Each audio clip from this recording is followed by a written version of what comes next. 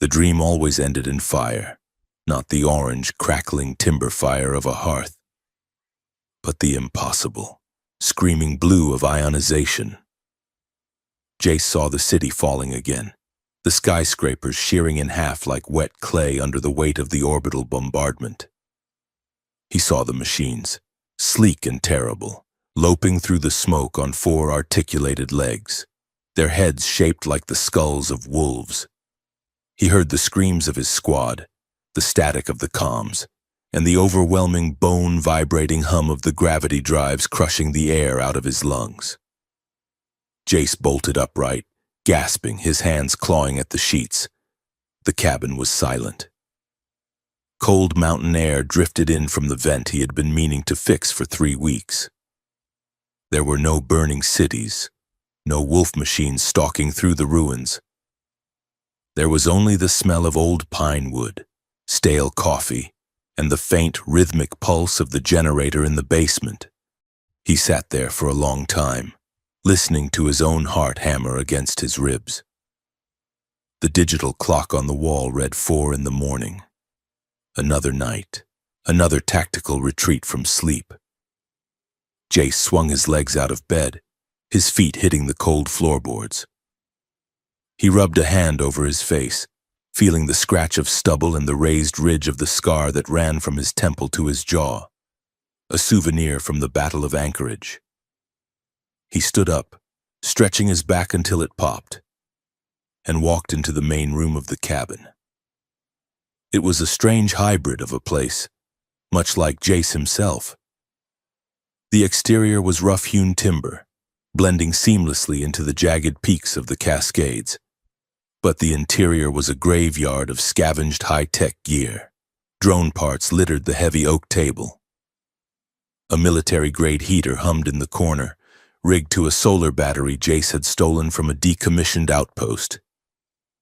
He moved to the small kitchenette and started the coffee maker.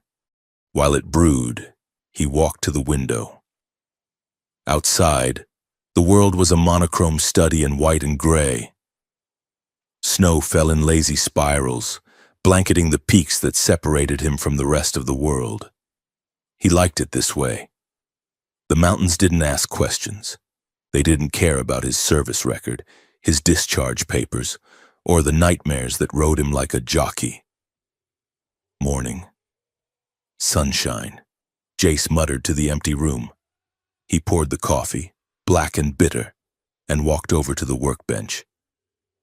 He picked up a drone rotor, turning it over in his hands. It was a pre-war model, clumsy and loud, but it kept the perimeter secure. He needed to recalibrate the gyroscope. If the government satellites swept the area, he wanted to know about it 10 minutes before they did. "You are a piece of junk," Jace told the drone affectionately. "Just like your owner." He spent the next 2 hours tinkering, his hands steady despite the adrenaline hangover from the nightmare. When the sun finally crested the peaks, painting the snow in blinding shades of diamond and gold, he geared up for his morning hunt. He pulled on his thermal jacket, checked the charge on his stun baton, and slung his antique bolt-action rifle over his shoulder. He preferred the old rifle. It didn't have a tracking chip. He stepped out onto the porch, breathing in the thin, icy air.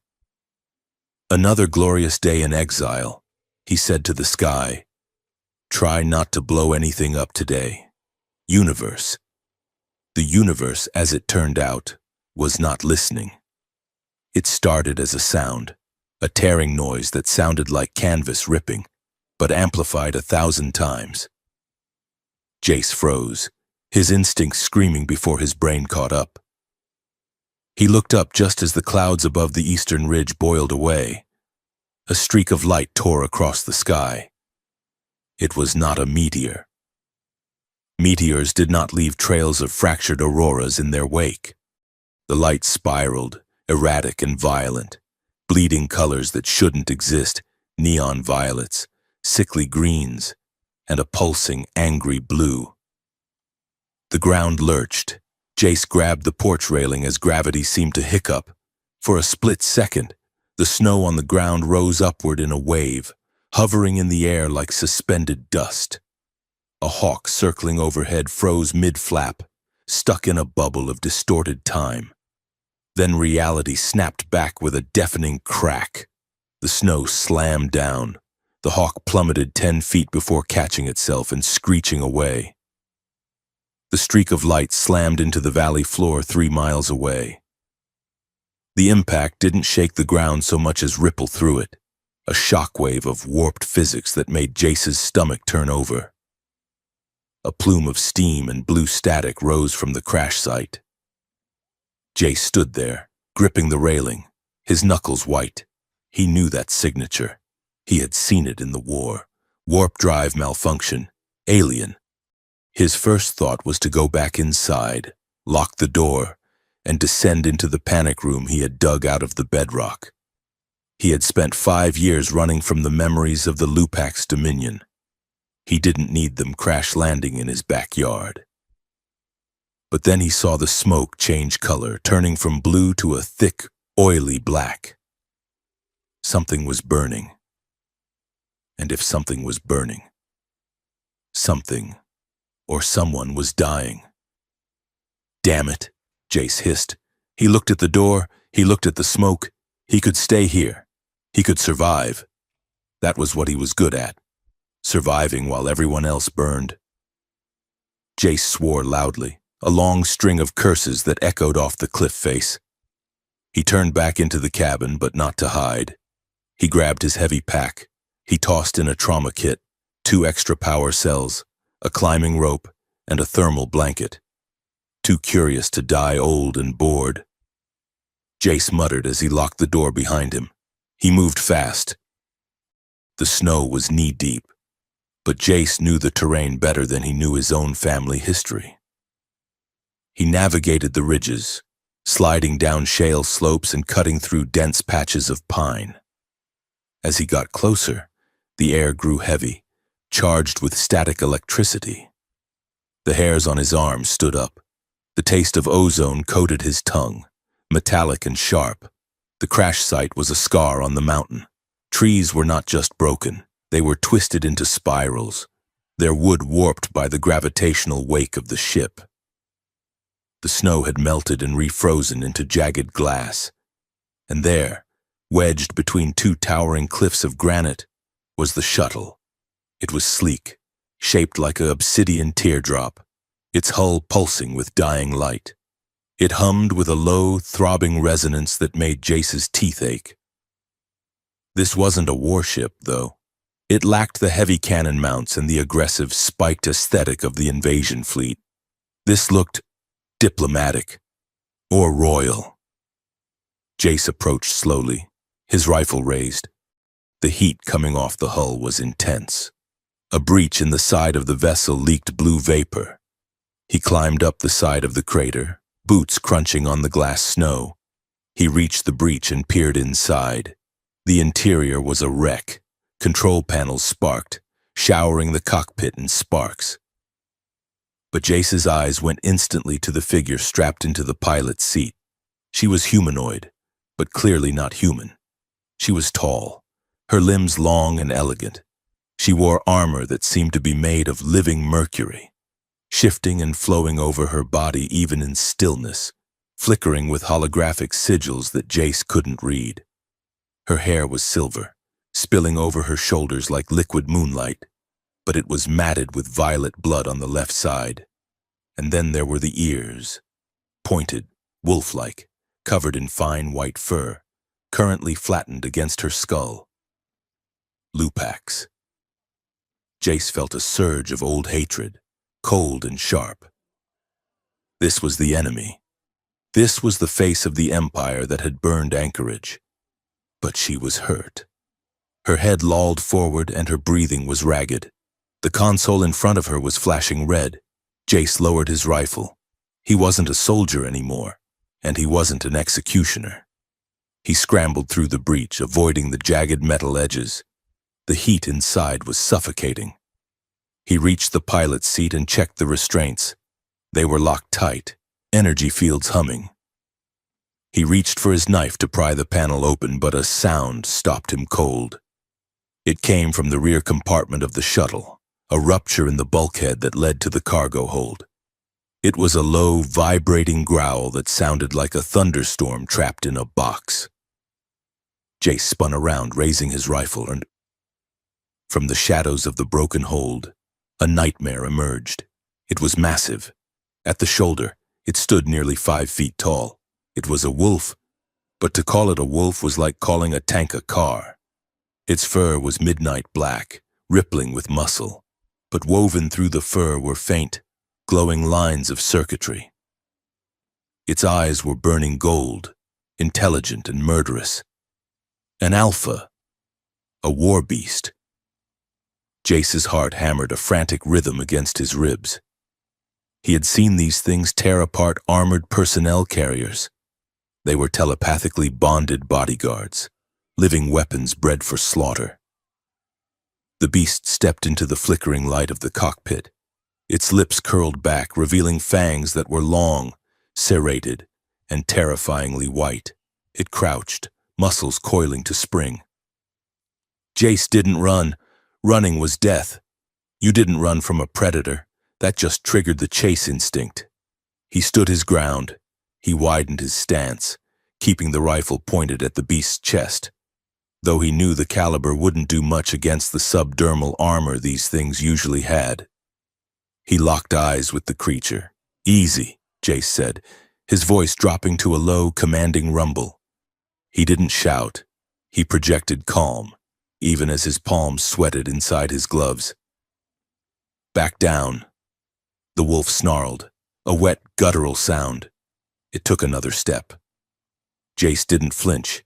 He channeled every ounce of dominance he had learned from training dogs back on the farm before the war, magnified by the steel of a veteran who had stared down death a dozen times. "I said back down," Jace growled. The wolf paused. Its ears twitched. It wasn't looking at Jace anymore. It was looking past him, at the pilot seat. Jace sensed movement behind him. "Prove you are worthy," a voice said. It was weak, strained, but it carried an icy, imperious weight that froze the air in the cabin. Jace turned his head slightly, keeping the rifle trained on the wolf. The alien woman was awake. Her eyes were open, eyes the color of a glacial lake, glowing faintly in the dim light. She was looking at him with a mixture of pain and appraisal. "Help me secure him," she whispered, "or die here with him." The words hit Jace like a slap, challenge, insult. She was bleeding out, trapped in a wreck, and she was giving him orders? His stubborn pride, the thing that had gotten him court-martialed and saved his life in equal measure, flared up. "Call off your dog, princess," Jace snapped, "or I put a round in his eye." Her lips quirked, a microscopic spasm of amusement or pain. "He will not let you. He is unstable. The crash severed the link." The wolf roared, the sound shaking the hull. It lunged. Jace didn't shoot. He dropped to one knee, letting the beast sail over him, slamming the butt of his rifle up into its midsection as it passed. It was like hitting a brick wall. The wolf crashed into the control console, snarling, twisting in the air with impossible agility to face him again. Secure. The link. The woman gasped. The collar. Jace saw it then. A thick metal band around the wolf's neck was sparking, the blue light stuttering. The neural interface was damaged. The beast wasn't just angry, it was confused, terrified, and operating on pure kill instinct. The wolf charged again. Jace threw himself sideways, rolling over the debris. He scrambled toward the woman. If he could fix the collar, he could stop the wolf. He reached her, his hands hovering over the control panel on her armrest. "Manual override," Jace yelled. "Left. Panel. Sequence. Blue, blue, silver." The wolf was recovering, claws scrabbling on the metal deck. Jace punched the holographic keys. Blue. Blue. Silver. A beam of light shot from the console, hitting the wolf's collar. The beast froze mid-leap, crashing to the floor as its muscles seized. It whined, a high-pitched sound of distress, and shook its head. The red rage in its eyes faded, replaced by a sullen, wary gold. It looked at the woman, then at Jace, and settled onto its haunches, watching him with lethal intensity. Jace slumped against the bulkhead, exhaling a breath he didn't realize he had been holding. "Acceptable," the woman murmured. Jace turned to look at her. She was struggling to keep her eyes open. "Acceptable?" Jace laughed, a harsh, jagged sound. "Lady, I just saved your life and your pet monster. I think you mean thank you." She didn't answer. Her eyes rolled back, and her head slumped forward. Then the ship groaned. The hum of the engine changed pitch, rising to a shriek. Jace looked at the rear of the cabin. The power core housing was glowing a furious, unstable orange. "Great," Jace said. "Just great." He didn't have to check the readings to know what was happening. The containment field was collapsing.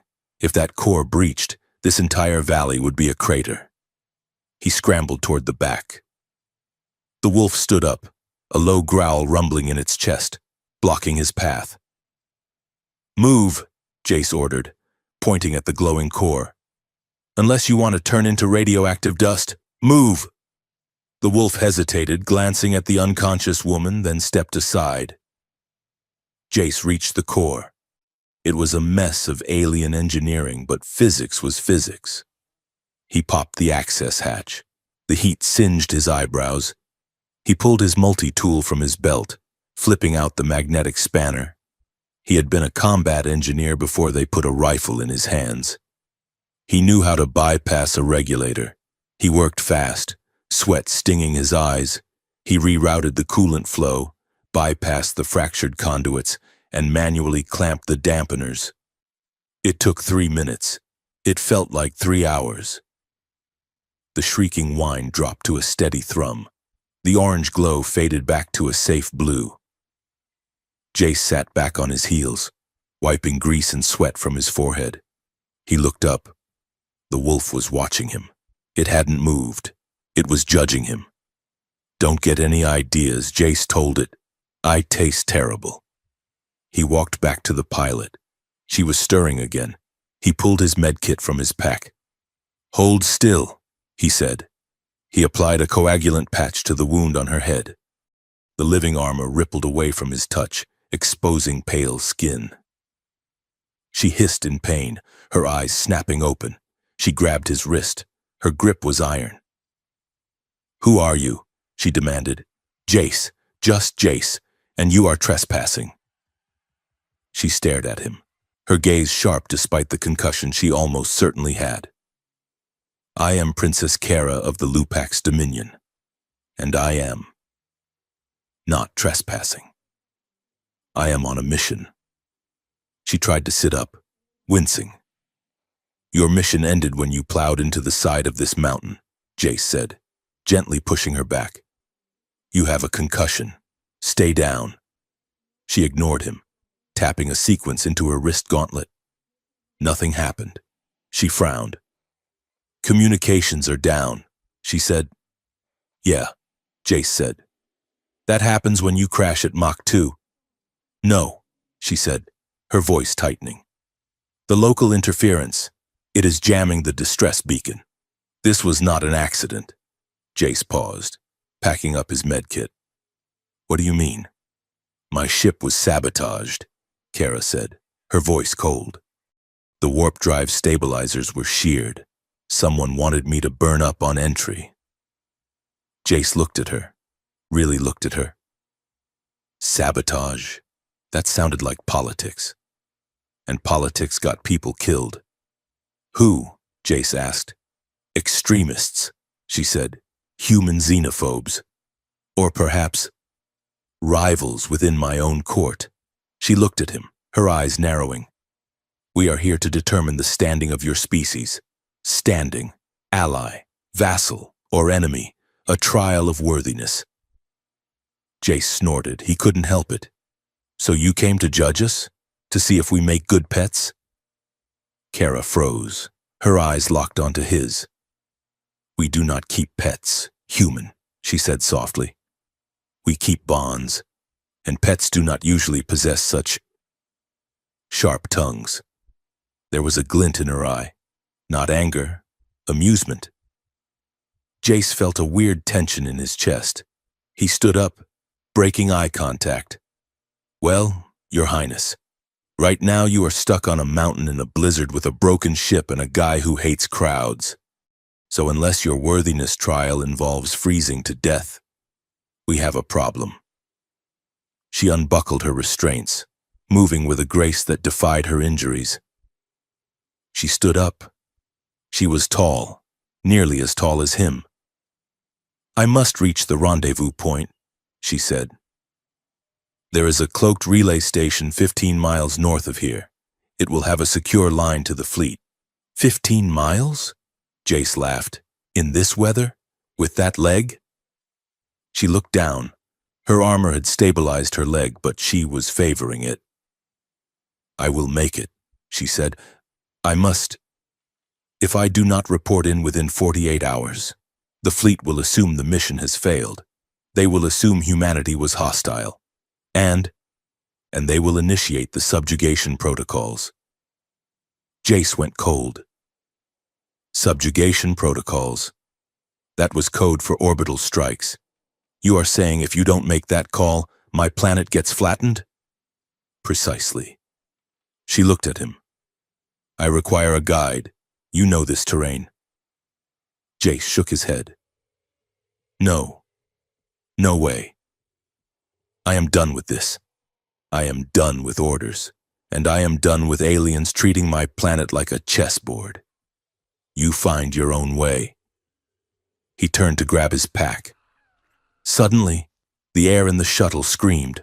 A pulse of energy slammed into the hull, knocking Jace off his feet. The lights died, then flickered back on. "What was that?" Jace yelled. Kara was checking her gauntlet. An energy surge. From the atmosphere. The interference field. "It is weaponized. We need to get out of here," Jace said. Instincts taking over. That wasn't nature. That was a targeting ping. Kara looked at him. "Help me reach the relay. Jace, help me stop the war before it begins." "Why should I?" Jace asked, grabbing his rifle. "Because if you do," she said, her voice steady, "I will wipe your record, the blacklist, the warrant I see flagged on your biometric scan. I will grant you immunity and protection should the politics of your world turn against you." Jace froze. She had scanned him? Of course she had. He looked at the door. He looked at the wolf, which was now standing beside her, rumbling low in its throat. He looked at Kara. She was proud, arrogant, and dangerous. But she was also right. If those ships overhead opened fire, it didn't matter how deep his panic room was. "You really know how to sweet-talk a guy," Jace muttered. He shouldered his pack. "Deal," he said. "But if that wolf tries to eat me, I am shooting you first." Kara smirked. It was a terrifyingly beautiful expression. "Understood," she said. They moved to the breach in the hull. The wind howled outside, driving snow into their faces. Kara stepped out, leaning heavily on the doorframe for a moment before straightening her spine. She placed a hand on the wolf's massive shoulder. The beast looked at Jace, then turned its head to the north, sniffing the air. "Lead the way, human," Kara said. Jace stepped out into the snow. He checked his compass, then looked back at the burning shuttle. "This is a mistake," he told himself. He started walking, breaking a path through the drift. Kara followed, her steps synchronized with the massive stride of the alpha wolf. High above them, hidden in the churning gray clouds, a drone the size of a hawk banked silently. Its camera lens zoomed in, tracking the heat signatures of the three figures moving against the ice. Thousands of miles away, in a warm, dark room, a screen flickered. The human survived. A voice whispered, Another voice answered, smooth and cruel. He will not survive the trial. Initiate phase 2. The drone peeled away, disappearing into the storm. The world was broken, and they were walking across the cracks. From a distance, the three figures looked like ink blots moving across a canvas of blinding white and fractured gray. The mountains here were not just mountains anymore. They were a graveyard of orbital debris. Massive shards of alien alloy, curved and black, jutted out of the snowdrifts like the ribs of some dead cosmic leviathan. The air shimmered, not with heat, but with the optical distortion of leaking gravity drives. It looked like a heat mirage in the dead of winter, bending the light so that the peaks seemed to liquefy and reform with every step. Jace led the way, his boots crunching on the frozen crust. He kept his rifle low, his eyes scanning the ridgeline. Behind him, Princess Kara moved with a fluid, predatory grace that betrayed her exhaustion only in the slight drag of her left leg. And flanking her, a shadow made of muscle and circuitry, was Varen. The alpha wolf moved silently, its paws leaving no prints, its golden eyes fixed on Jace's back with a mixture of suspicion and curiosity. "So let me get this straight," Jace said, his voice rough against the howling wind. "You people decide who gets to join the club based on who can yell the loudest?" Kara adjusted the thermal cloak Jace had given her. It looked ridiculous over her shimmering nanotech armor, like a tarp thrown over a diamond, but she pulled it tighter. "It is not about volume." "Jace," she said, her tone clipped, "it is about presence. In the Dominion, worth is calculated by the capacity to command. One does not ask for authority. One takes it. To be worthy is to be undeniable, to instill fear. Yes, but also respect. If you cannot dominate your environment, you are consumed by it." Jace shifted his grip on his rifle. Dominate, control, instill fear. "I had a commanding officer like that once," Jace muttered. "Guy named Strickler. Thought the best way to lead was to remind us every day that he could have us court-martialed." Kara glanced at him. "And? Was he effective?" "He was very effective," Jace said dryly. "Until we got pinned down in the Anchorage ruins. He spent so much time barking orders and posturing that he didn't see the flank. He died screaming.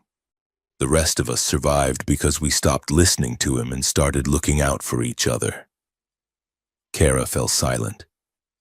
The wind whipped a strand of silver hair across her face. "Your culture is soft," she said eventually. "You mistake cooperation for strength, and your culture sounds like a pack of overgrown wolves with daddy issues." Jace shot back. "No offense to the actual wolf." He gestured vaguely at Varen. The beast let out a low, vibrating chuff that sounded suspiciously like a laugh. Kara smirked. She tried to hide it, pressing her lips together, but the corner of her mouth betrayed her. "You are insolent," she said. "It is annoying. Just annoying? And interesting," she admitted, her voice lower. "Most species we encounter either kneel or shoot. You do neither. You just talk. Talking is cheaper than ammo," Jace said.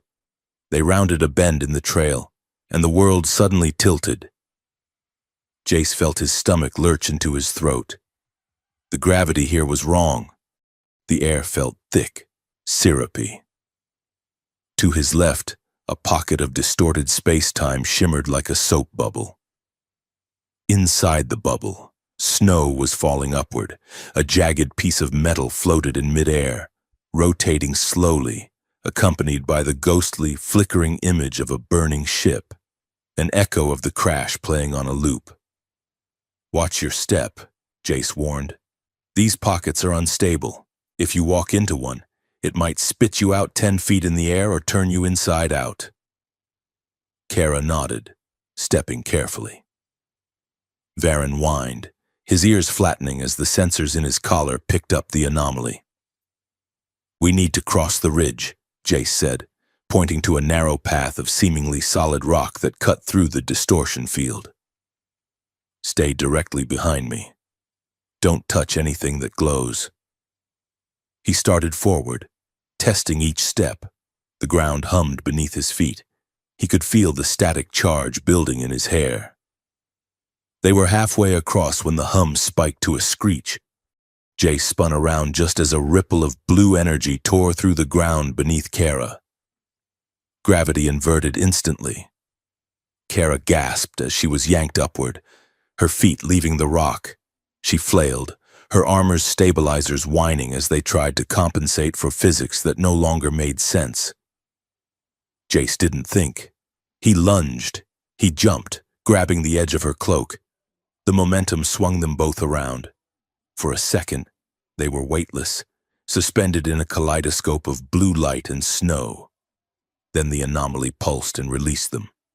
They slammed into a snowbank on the far side of the path, tumbling over each other in a tangle of limbs and gear. They rolled, snow flying, until they came to a stop against a boulder. Jace ended up on top of her, his forearms bracing his weight to keep from crushing her. His face was inches from hers. The world was spinning.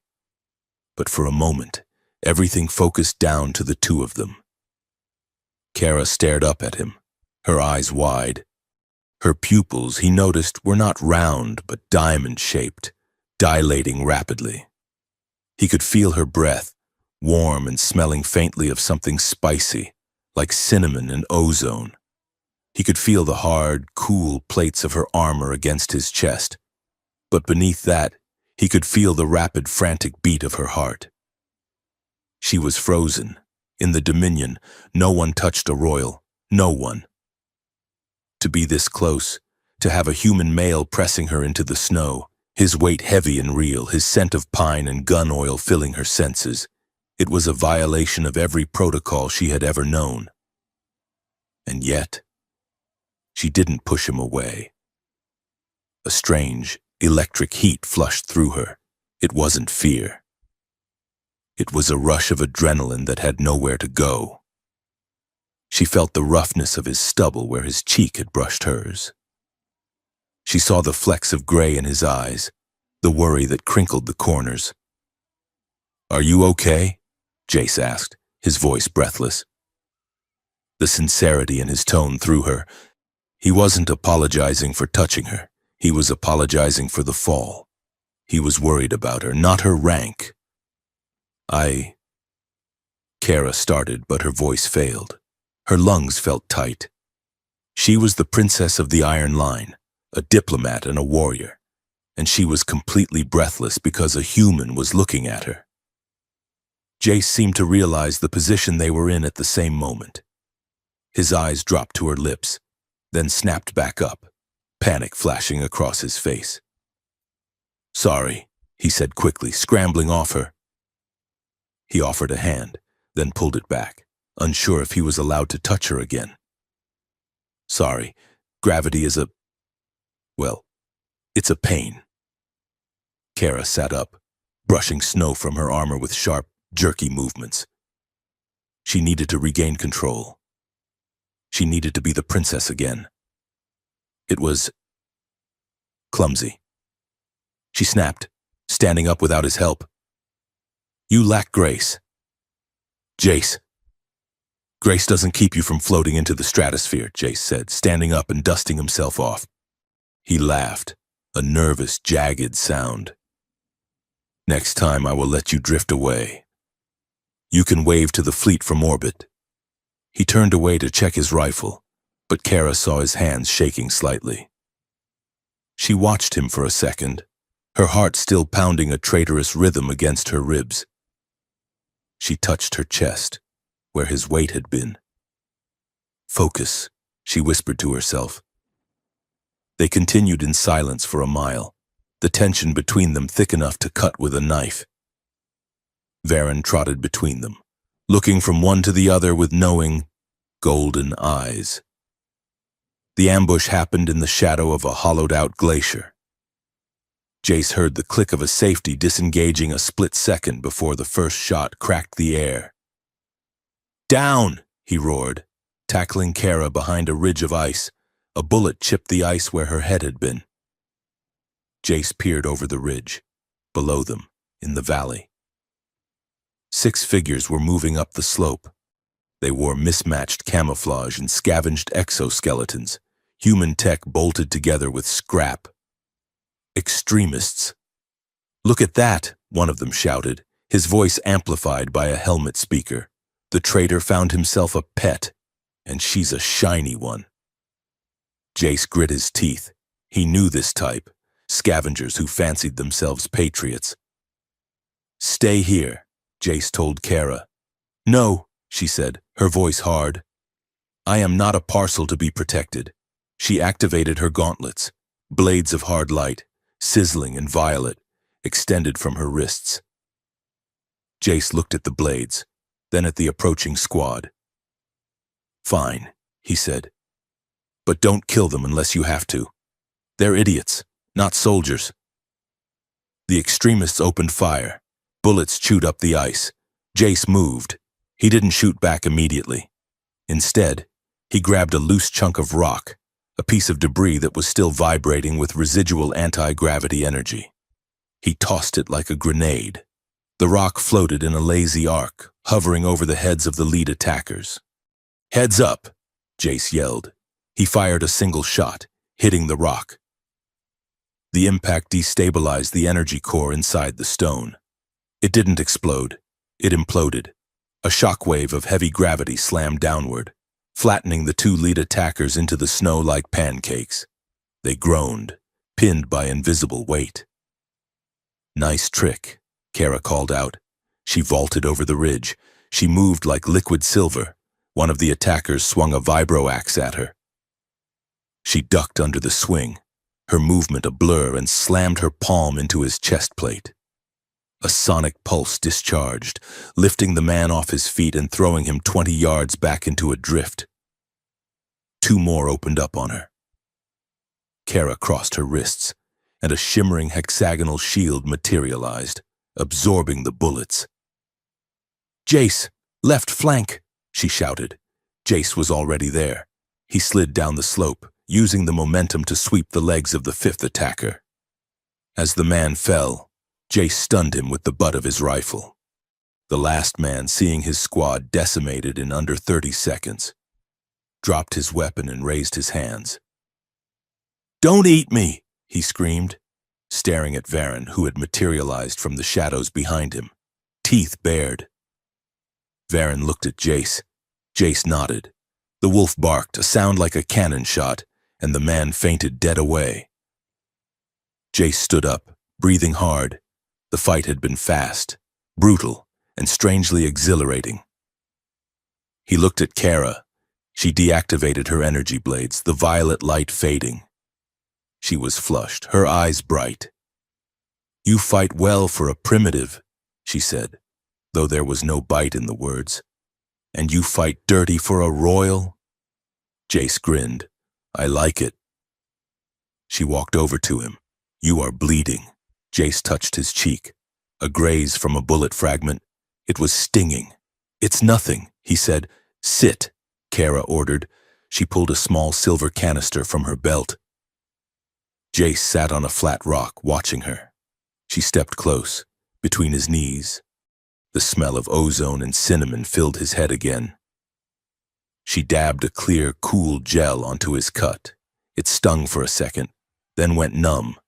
Her fingers were cool against his skin. She worked with a clinical focus, her eyes narrowing as she inspected the wound. But as she smoothed the gel over his cheekbone, her touch lingered.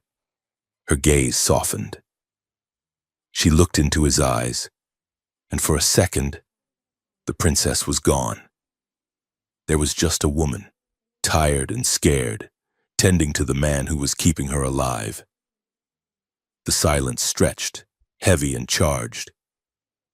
Jace wanted to say something, anything to break the spell, but his voice was stuck in his throat.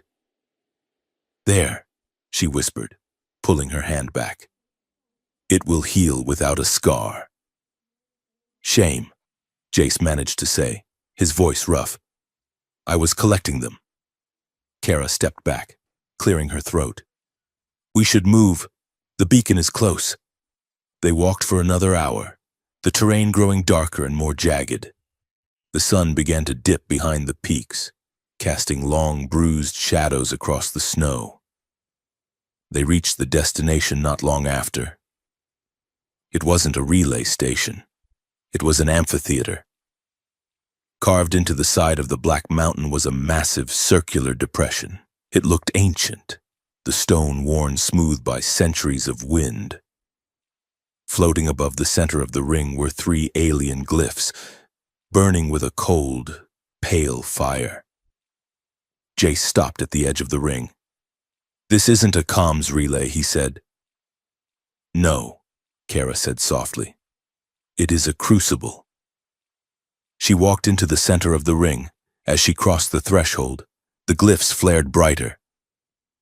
Varen whined, his hackles rising. The collar around his neck began to pulse in sync with the floating lights. Kara turned to face Jace. She looked pale. The wind whipped her cloak around her legs. I lied, she said. Jace felt a cold knot form in his stomach. About what? About the mission. The sabotage was real. The danger to your world is real, but I cannot simply call the fleet and tell them you are worthy. Why not? Jace asked, stepping into the ring. Because words are not proof in the Dominion, she said. Only blood is proof. She gestured to the glyphs. These are ancient sensors. They broadcast directly to the High Council.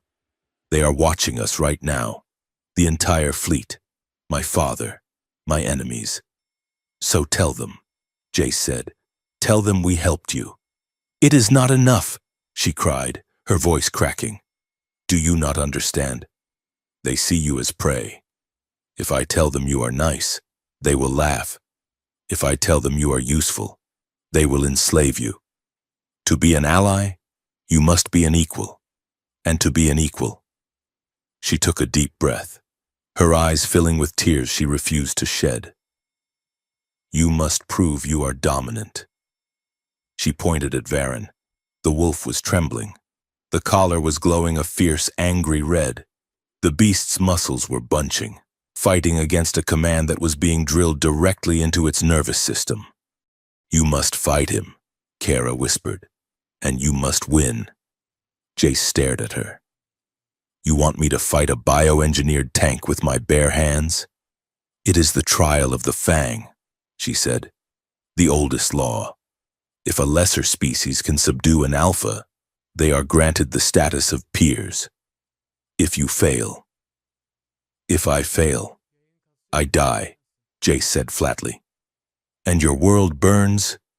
She finished. Jace looked at the wolf. Varen was snarling now, a low, continuous sound. The intelligence in his eyes was being submerged by chemically induced rage. This is a setup, Jace said. You knew this. I had no choice, Kara shouted. It is the only way. She stepped closer to him, her voice dropping to a desperate plea. Please, Jace, I hate this. I hate what my people are.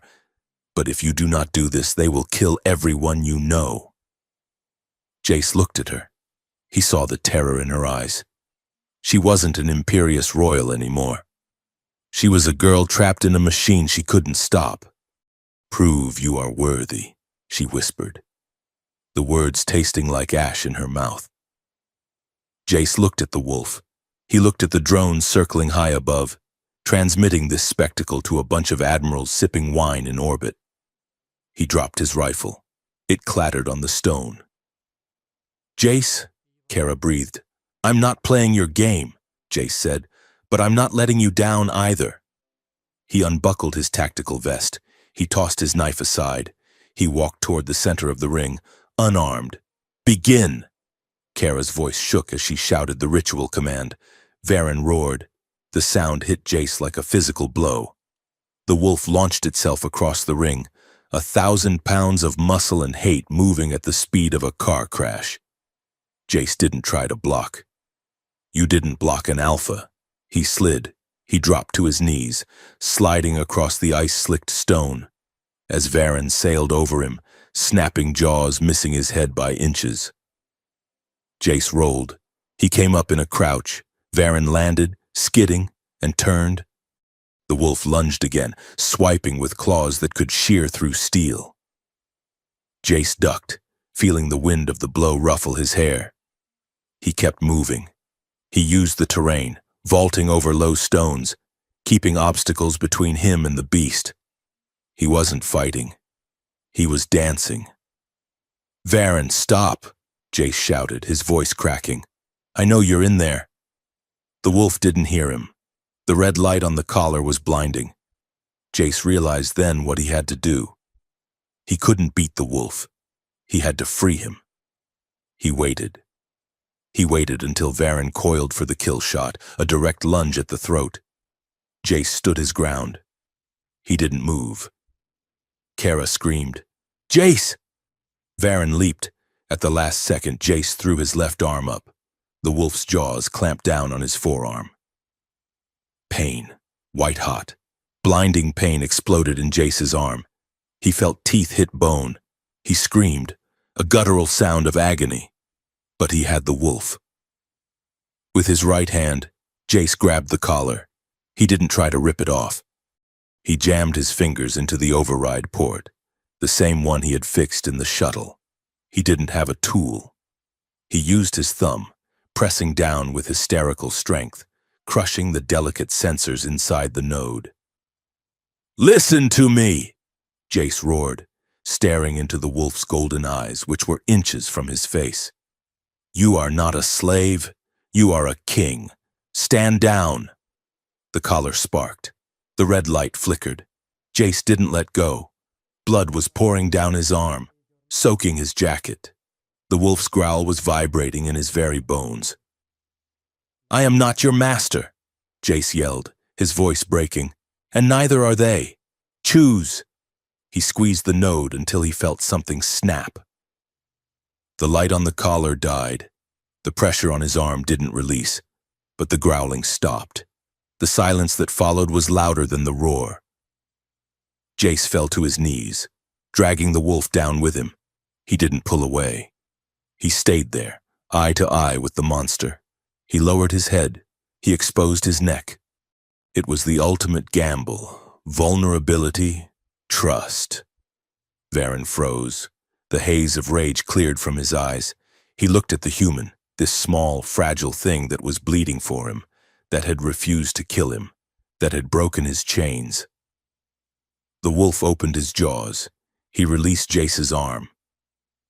Jace gasped, clutching his mangled limb. Varen stepped back. He shook his massive head, his fur rippling. He looked up at the sky, at the invisible drones. Then, slowly, deliberately, the alpha wolf lowered his body. He tucked his front paws. He lowered his head until his chin touched the stone floor. He pressed his forehead against Jace's good shoulder. Submission, not to force, but to will. Kara covered her mouth with her hands. Tears streamed down her face, freezing on her cheeks. She had never seen an alpha bow to anyone who hadn't beaten it into the dirt.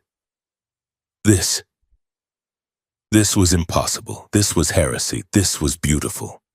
This, high above, on the bridge of the flagship Dominion's Pride. A council of admirals stared at the screen in stunned silence. The narrative was broken. The human hadn't conquered the beast. He had converted it. In the amphitheater, the glyphs pulsed once, a deep, resonant gold, and then faded. The trial was over. Jace slumped forward, darkness creeping into the edges of his vision. Kara was there in an instant. She skidded to her knees beside him, her hands hovering over his arm. "You idiot," she sobbed, her voice thick with emotion. "You reckless, stupid, magnificent idiot." She ripped a strip from her cloak and began to bind the wound. Her hands were shaking so hard she could barely tie the knot. Jace hissed through his teeth, his head lolling back. Did I pass? He rasped. Kara looked at him. Her face was inches from his. She saw the sweat on his brow, the blood on his lips, the sheer, unyielding life in his eyes. She felt a surge of emotion so powerful it terrified her. It wasn't just gratitude. It was a hunger, a desperate need to be close to this man who had just shattered her world and built a new one in the span of 5 minutes.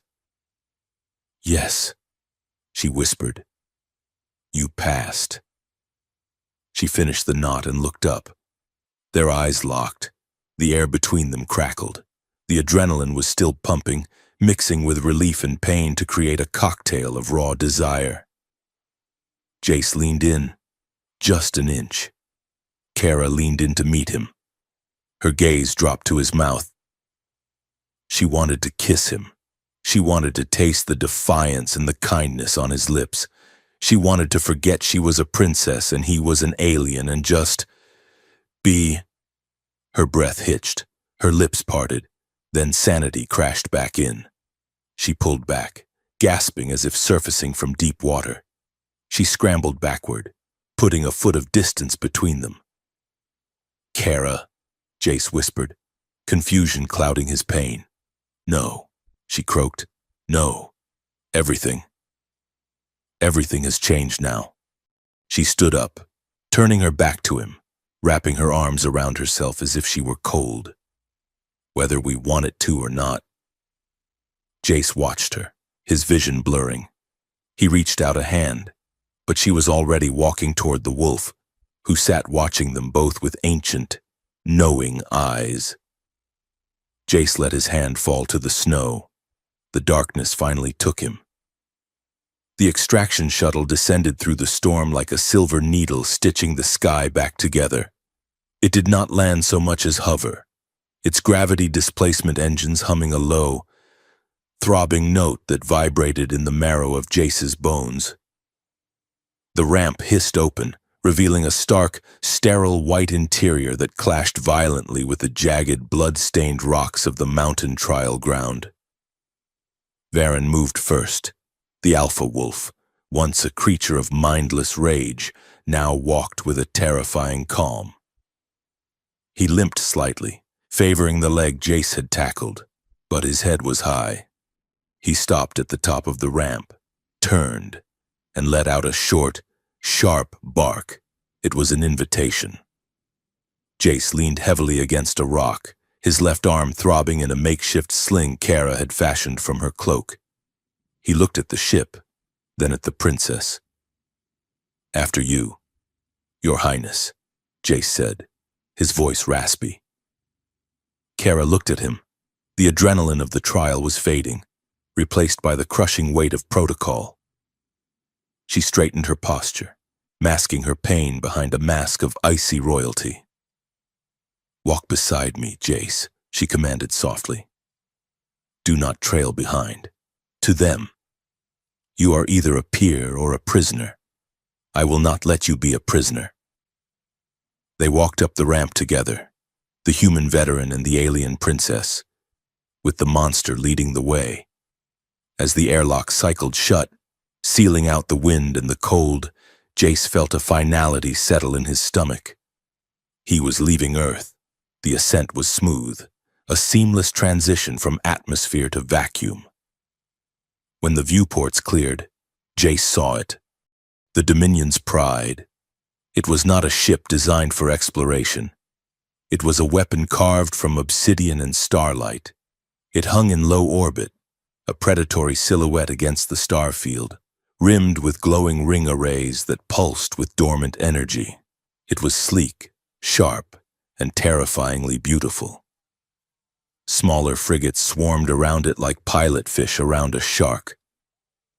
Welcome to the court, Kara murmured, though she sounded more like she was welcoming him to a funeral.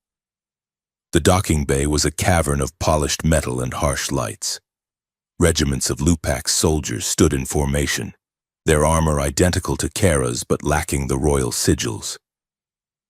As the trio descended, silence rippled through the ranks. All eyes were on Varen, the untamable beast walking obediently at the heel of a human in torn, bloodied fatigues. They were separated immediately. Medics swarmed Kara, while a squad of stone-faced guards surrounded Jace. "He is under my protection," Kara shouted, trying to push through the throng. "He is under protocol." "Princess," a guard replied, his voice flat. "He must be processed."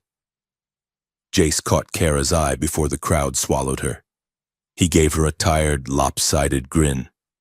"Don't worry about me," he called out. "I have been thrown out of better places than this."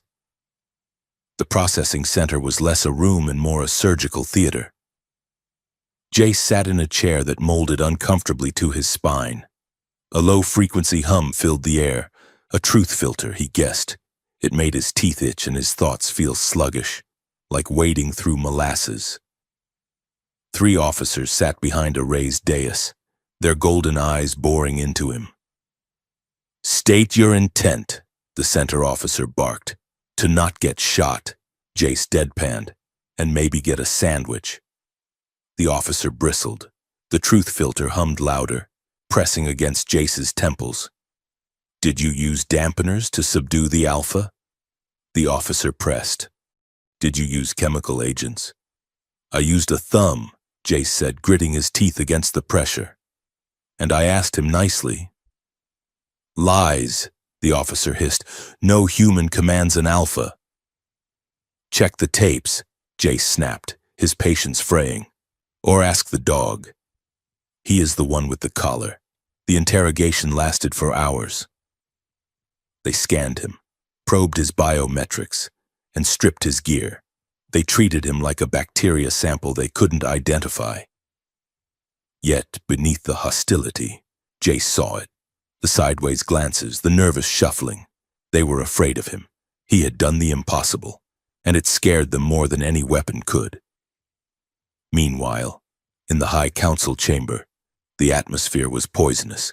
The room was a vast sphere of glass, offering a panoramic view of the earth below. Kara stood in the center, her armor cleaned and repaired, but her face pale. "You bring a mongrel into the sacred halls," a voice boomed. Regent Varos stepped from the shadows. He was an older Lupax, his fur graying at the muzzle, his robes rich with embroidery. He moved with the oily grace of a politician who had never fought a battle he couldn't buy his way out of. Beside him stood Admiral Rail, a scarred war hero who looked at Kara with open disappointment. "He is not a mongrel," Kara said, her voice steady. "He is a victor. He passed the trial of the Fang. By our own laws, that makes him a peer, laws written for civilized species." Rail spat, "Not for mud dwellers. His victory was a fluke, a corruption. He infected the beast with weakness. He infected it with loyalty," Kara countered, her voice rising. "He showed mercy. Is that not the true mark of dominance? To have the power to kill and choose not to?" Varos smiled, a thin, mirthless expression. "Mercy is a luxury of the safe, niece. We are at war, or we will be, once this charade is over." Kara froze. "Charade?" The regent waved a hand dismissively. "The human will be a curiosity, a mascot. But do not mistake a parlor trick for policy. Earth will fall into line, or it will simply fall." That evening, the ship held a formal reception to honor the return of the princess. It was a diplomatic necessity, a way to show the fleet that everything was normal, that the mission was a success. Jace was released from confinement and given formal attire, a high-collared tunic of midnight blue silk that felt too tight across the shoulders. He felt ridiculous. He wandered into the great hall, feeling every eye on him. The room was filled with Lupax nobility, tall and elegant, sipping iridescent nectar from crystal flutes. The air smelled of exotic perfumes and ozone. Jace tried to blend in, which was impossible when you were the only person in the room without fur or claws. He grabbed a drink from a passing drone, downed it, and immediately regretted it. It tasted like battery acid and cinnamon. A young noble, eager to prove himself, blocked Jace's path. He was tall, wearing the crest of a minor house. He leaned down, staring directly into Jace's eyes without blinking. In Lupac's culture, the unblinking stare was a challenge. To look away was to submit. Jace, tired, annoyed, and slightly buzzed from the alien liquor, didn't look away. He just stared back. He widened his eyes slightly, locking onto the noble's gaze with the vacant, bored intensity of a man waiting at the DMV. The noble held the stare. Jace held it longer. 10 seconds passed. The conversation nearby stopped. 20 seconds. The noble's eye twitched. 30 seconds. Jace raised an eyebrow, just a fraction. The noble flinched. He blinked, looked down, and flushed a deep violet. He muttered an apology and scurried away. A ripple of murmurs went through the crowd. The human won. The human dominated. From across the room. Kara watched. She pressed her goblet to her lips to hide the smile that threatened to break her composure. He was impossible. He was a disaster. And he was the only real thing in the room. She signaled him, and they slipped away from the suffocating crowd, finding refuge in a private observatory on the upper deck. The room was dark, lit only by the massive, glowing curve of Earth rotating below them. It was quiet here, the hum of the ship a distant vibration. "You are causing a scene," Kara said, though her voice lacked its usual bite. "I was just looking at him," Jace defended, leaning against the railing. "He started it." "You are reckless." "Jace, these people are looking for a reason to space you. You treat the court like a joke." "It is a joke," Jace said, his humor vanishing. "Look at them. Kara, sipping wine while they decide which of my cities to level. They talk about honor and worthiness, but it is just a game to them." Kara turned to him, her eyes flashing. "It is not a game to me. I am trying to save your world. I am trying to keep the fleet from firing. And you act as if my efforts are beneath you." "Beneath me?" Jace laughed bitterly. "No, Kara, I just hate the hypocrisy. You stand there in your shiny armor, talking about peace, but you are part of the machine. You follow the rules that built this war. I have no choice," she snapped. "I was bred for this. Jace, do you think I wanted this life? I was betrothed at 5 years old to a duke I have met twice. My DNA was sequenced to ensure I would be a perfect vessel for the throne. I am a tool, a golden, expensive tool."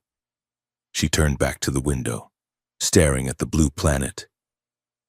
"I have never chosen anything for myself," she whispered, "until I chose to save you." The silence that followed was heavy. Jace felt his anger drain away, replaced by a dull ache in his chest. He moved closer to her. "I walked away," Jace said quietly. "After the first war. My squad. We were pinned down in a crater for 3 days. No reinforcement. Command wrote us off. I watched them die, one by one. When I got out, they gave me a medal and told me I was a hero. I threw the medal in the trash and moved to the mountains." He looked at her profile, illuminated by the earthlight. "I ran because I couldn't be part of a system that treats people like ammo. And now, here I am, right back in the middle of it." "Because you are good," Kara said, turning to face him. "Because you protect." She took a step closer. The distance between them evaporated. The air felt charged, thick with the same electricity that had sparked in the snow, but deeper now, heavy with grief and understanding. Kara's hand trembled as she reached out, her fingers brushing the lapel of his tunic. She rested her palm against his chest, over his heart. She could feel it beating, Fast, steady, alive. Jace's breath hitched. He looked down at her. Her eyes were wide, searching his face. The alien features, the slightly pointed ears, the diamond pupils didn't look strange anymore. They looked like home. He leaned in. He couldn't stop himself. Kara's lips parted. A soft exhale escaped her. She felt a rush of longing so intense it made her knees weak. She wanted this. She wanted to bridge the gap between their worlds, to burn down the protocols and the politics and just touch him.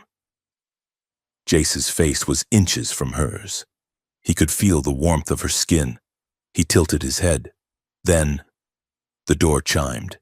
Kara gasped and jumped back as if she had been burned. She spun around, smoothing her tunic, her face flushing. Jace stood frozen, his hands still half raised. The moment shattered like dropped glass. Kara took a breath, her voice shaking. I am a princess of the blood. You are a subject of a non-aligned world. This is impossible. Jace lowered his hand. He forced a smile, but it looked painful. Right, he said, his voice cracking. Wouldn't want to start an intergalactic incident. Kara looked at him and her eyes were full of apology and misery. Jace. Don't, he said gently. I get it. Protocol. While they stood in the wreckage of the moment, deep in the bowels of the ship, Varos and Rael were finalizing their play. The human is a distraction, Varos said, looking at a holographic schematic of the ship, but he is also an opportunity. We cannot kill him openly, Rael grumbled. The court is intrigued by him. It would make him a martyr. We do not need to kill him, Varos said smoothly. We need to make him the villain. We will frame him for sabotage. A human terrorist who seduced the princess to gain access to the weapon grid. We will trigger the atmospheric incinerators over the eastern seaboard of Earth. The humans will retaliate. The war will begin. And Kara will be disgraced. Rael grinned, showing sharp teeth. And the throne will be vacant. Back in the observatory. Kara was pacing. She wasn't thinking about the kiss anymore. She was thinking about the sabotage on her shuttle, the interference, she muttered. It came from inside the fleet.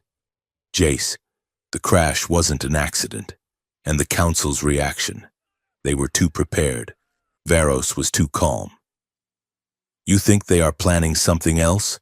Jace asked, switching back to soldier mode.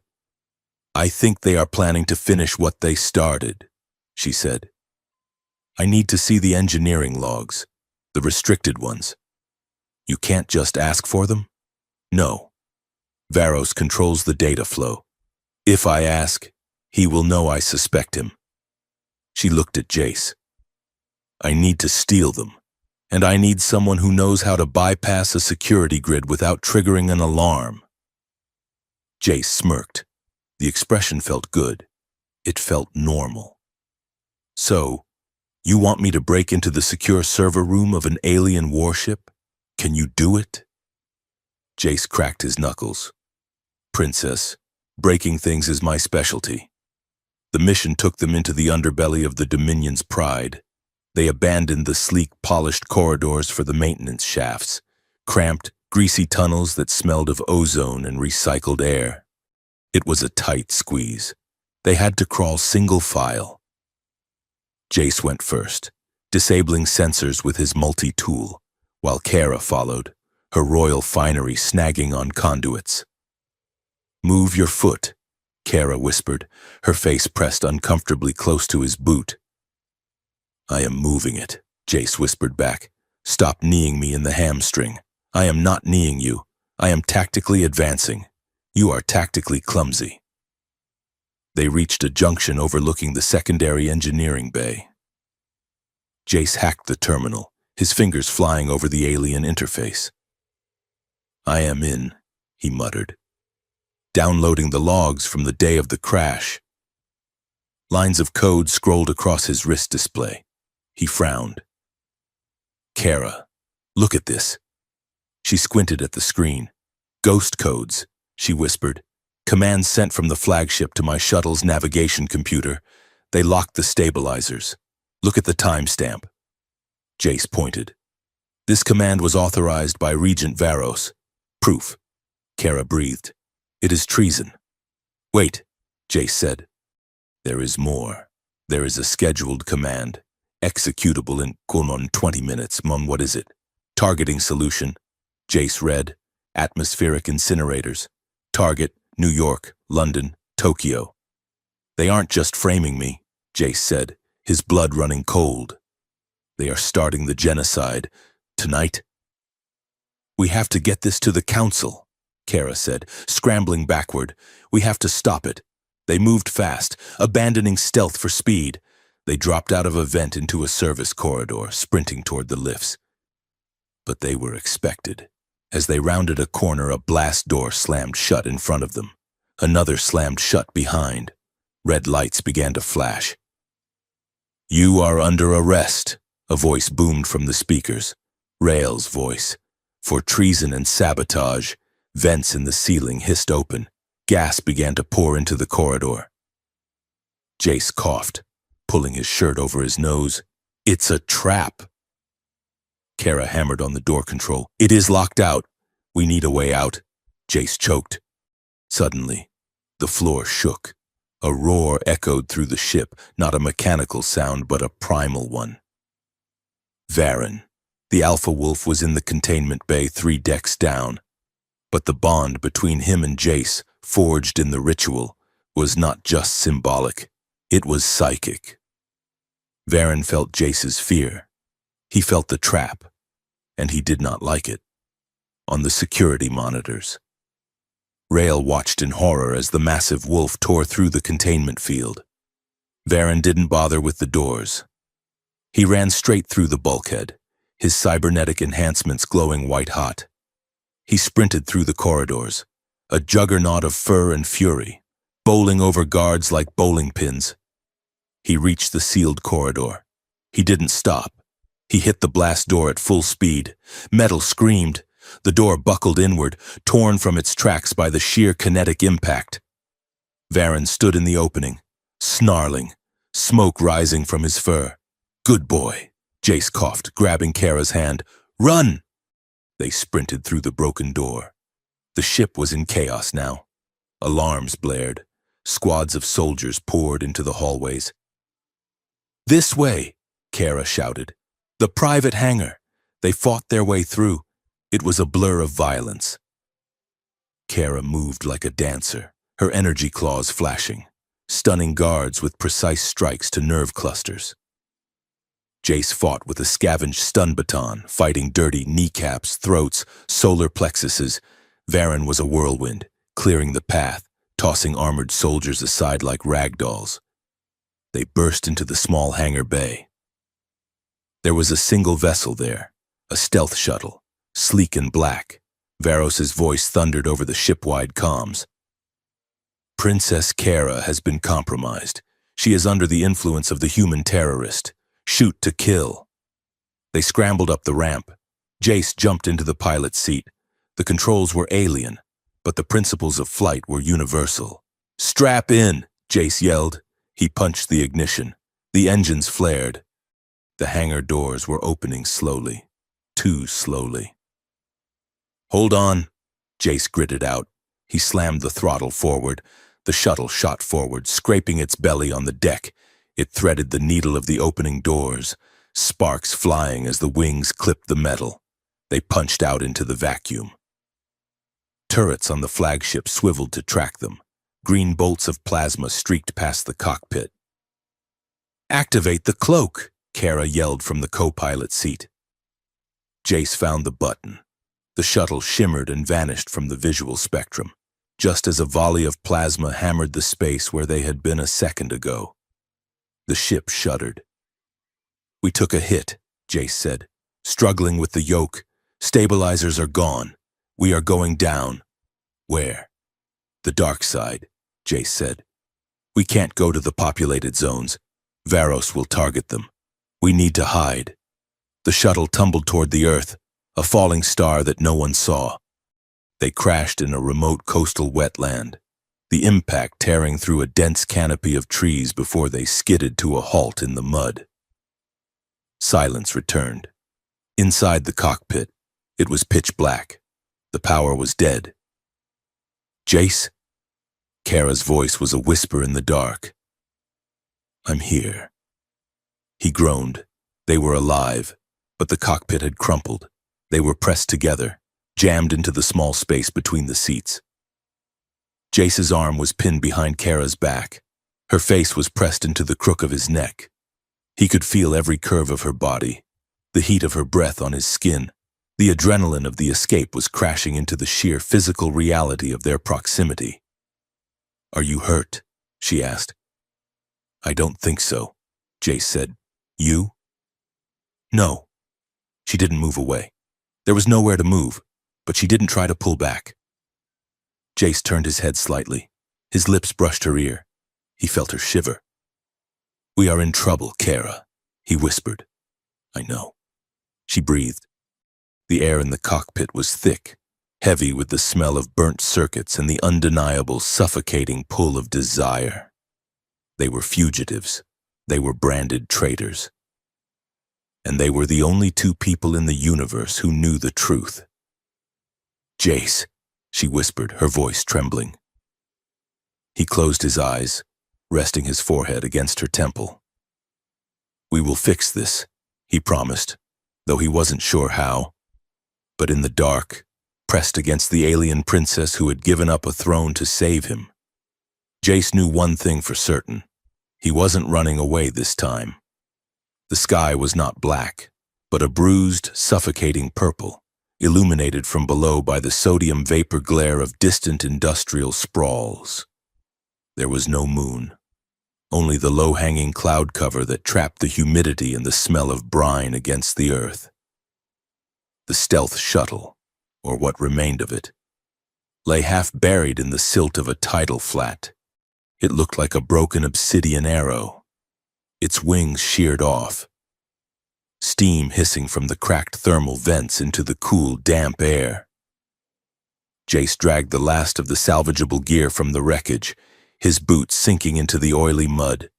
He moved with a limp, his body a map of fresh bruises, but his eyes were scanning the perimeter.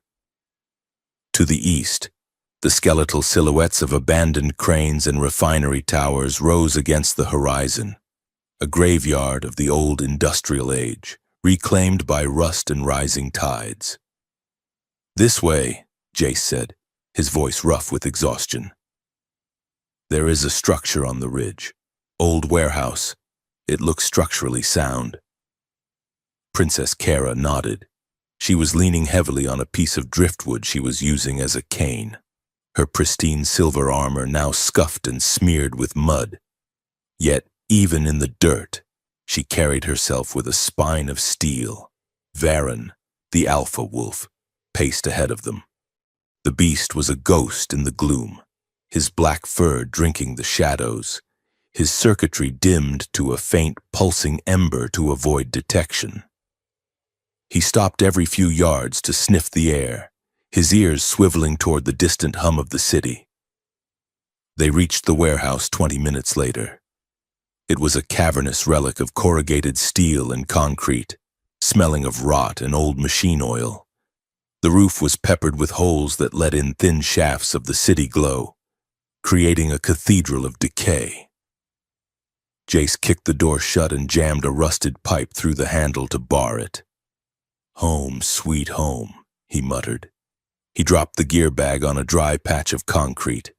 He pulled out a portable heater, a piece of Lupax tech they had scavenged, and activated it. A soft blue sphere of warmth expanded, pushing back the damp chill. Kara slid down the wall, her legs finally giving out. She hissed through her teeth as she adjusted her position. Jace was beside her in an instant. "Let me see," he said. He knelt, his hands hovering over her shoulder. The nanotech armor had retracted from the impact site to conserve energy, leaving her skin exposed. A jagged cut ran from her collarbone to her shoulder, weeping violet blood. Glass, Jace noted, his voice tight, from the cockpit canopy. He reached into the medkit and pulled out a pair of forceps. "This is going to sting," he warned. "Do it," Kara said, staring straight ahead. Jace worked with a focus that bordered on reverence. His hands, usually rough and scarred from years of combat and engineering, were steady and incredibly gentle. He plucked a shard of transparent polymer from her skin. Kara flinched, a sharp intake of breath. "Sorry," Jace murmured, almost done. He wasn't looking at her as a princess anymore. He wasn't seeing the political asset or the alien commander. He was seeing the woman who had sat in a crashing ship with him and didn't scream. He was seeing the pale curve of her neck, the way her pulse fluttered visible beneath the skin of her throat. Kara watched him. She watched the way his brow furrowed in concentration.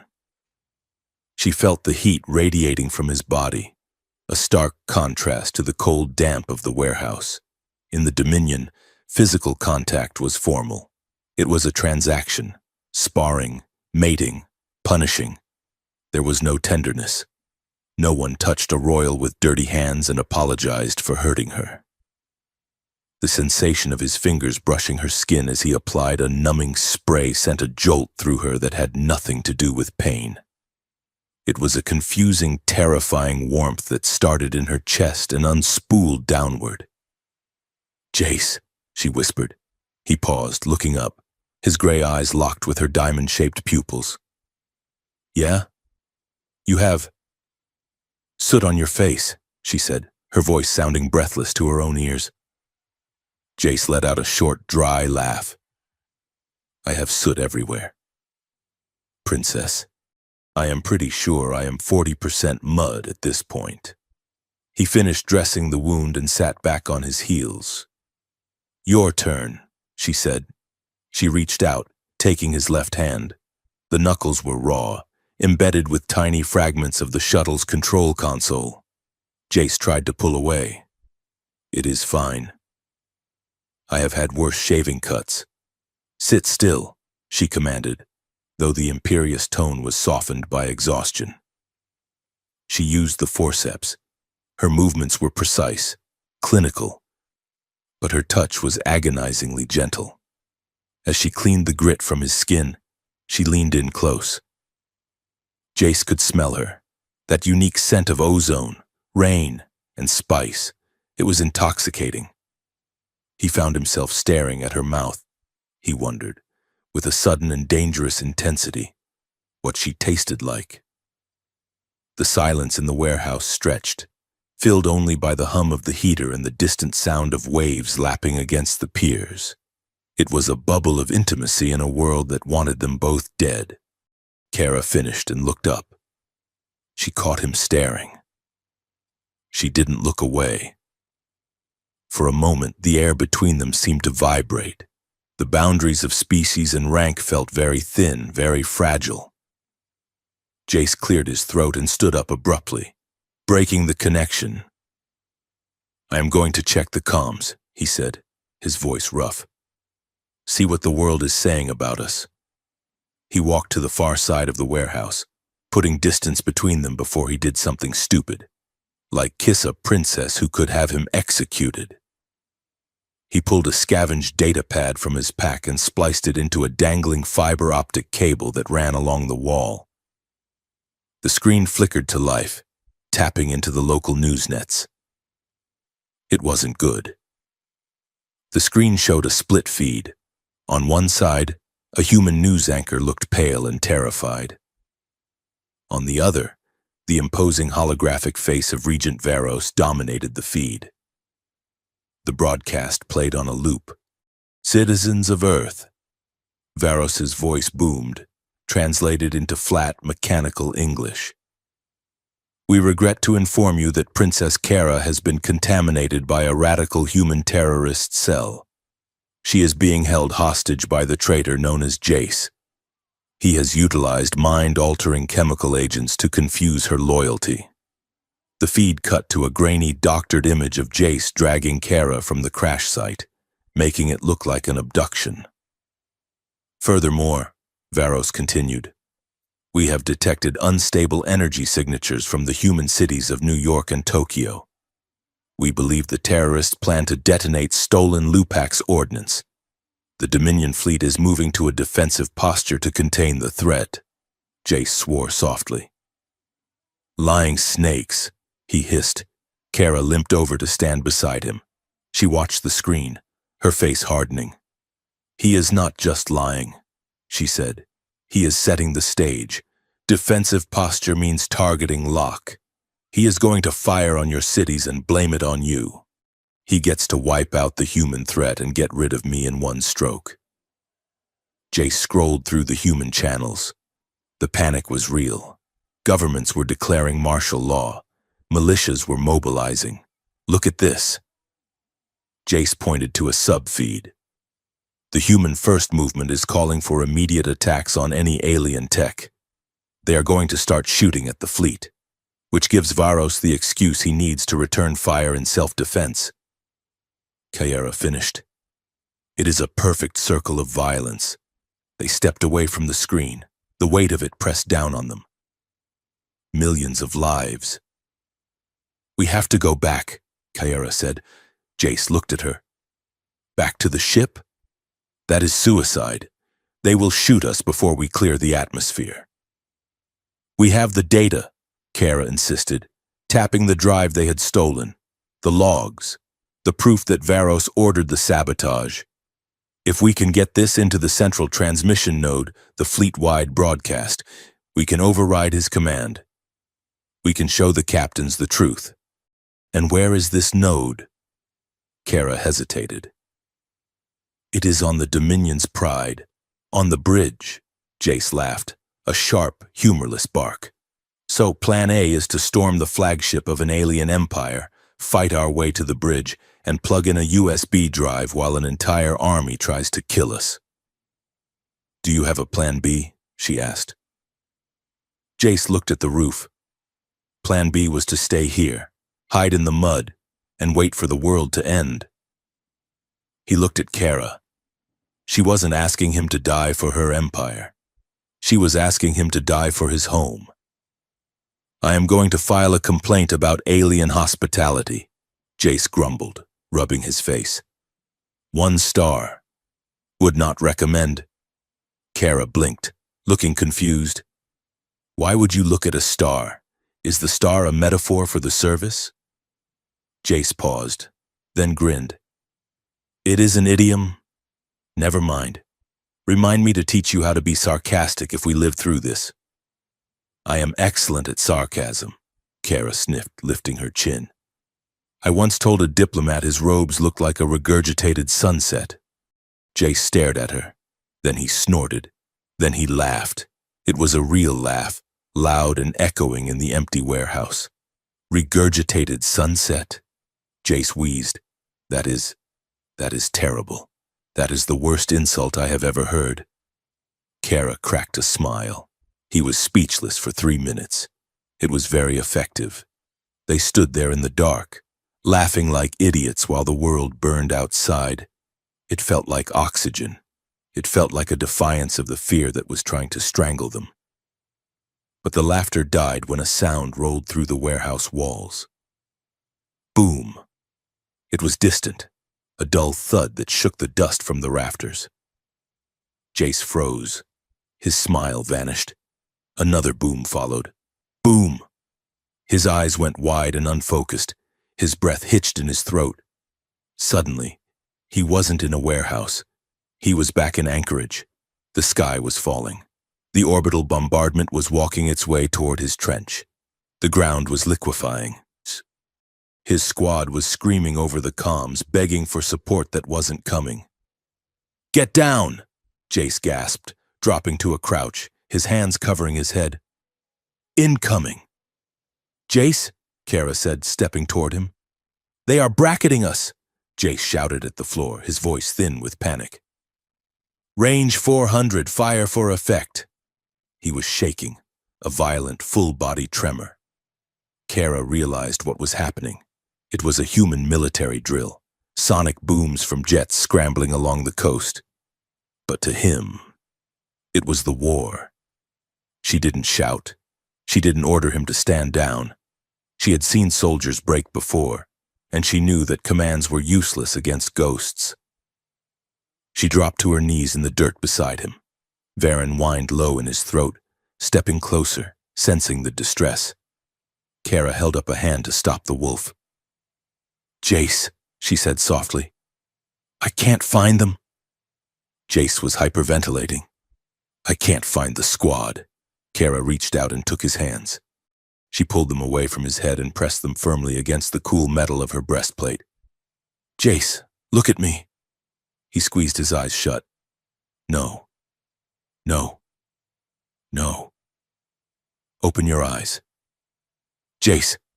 Her voice was not the voice of a princess. It was an anchor. Jace opened his eyes. He saw the diamond pupils. He saw the silver hair. He saw the concern etched into her alien features. "You are not in Anchorage," she said, her voice steady and low. "You are in a warehouse. You are with me." Jace stared at her, his chest heaving. "Feel the ground," she said. "It is concrete, not mud. Feel my hands. I am here." The booms continued in the distance, but Kara didn't flinch. She held his gaze, willing her own strength into him. Jace took a ragged breath, then another. The hallucination began to recede, peeling away like smoke. He saw the rust on the walls. He saw the blue glow of the heater. He saw her. Jace started, but his voice broke. He slumped, his forehead dropping to rest on her shoulder. "I am sorry," he whispered, shame flooding him. "I am so sorry, though do not apologize," Kara murmured, one hand moving to stroke the back of his head. "Never apologize for surviving." They stayed like that for a long time, kneeling in the dirt. Jace, the hardened veteran, trembling in the arms of the woman who represented everything he had fought against. Finally, Jace pulled back.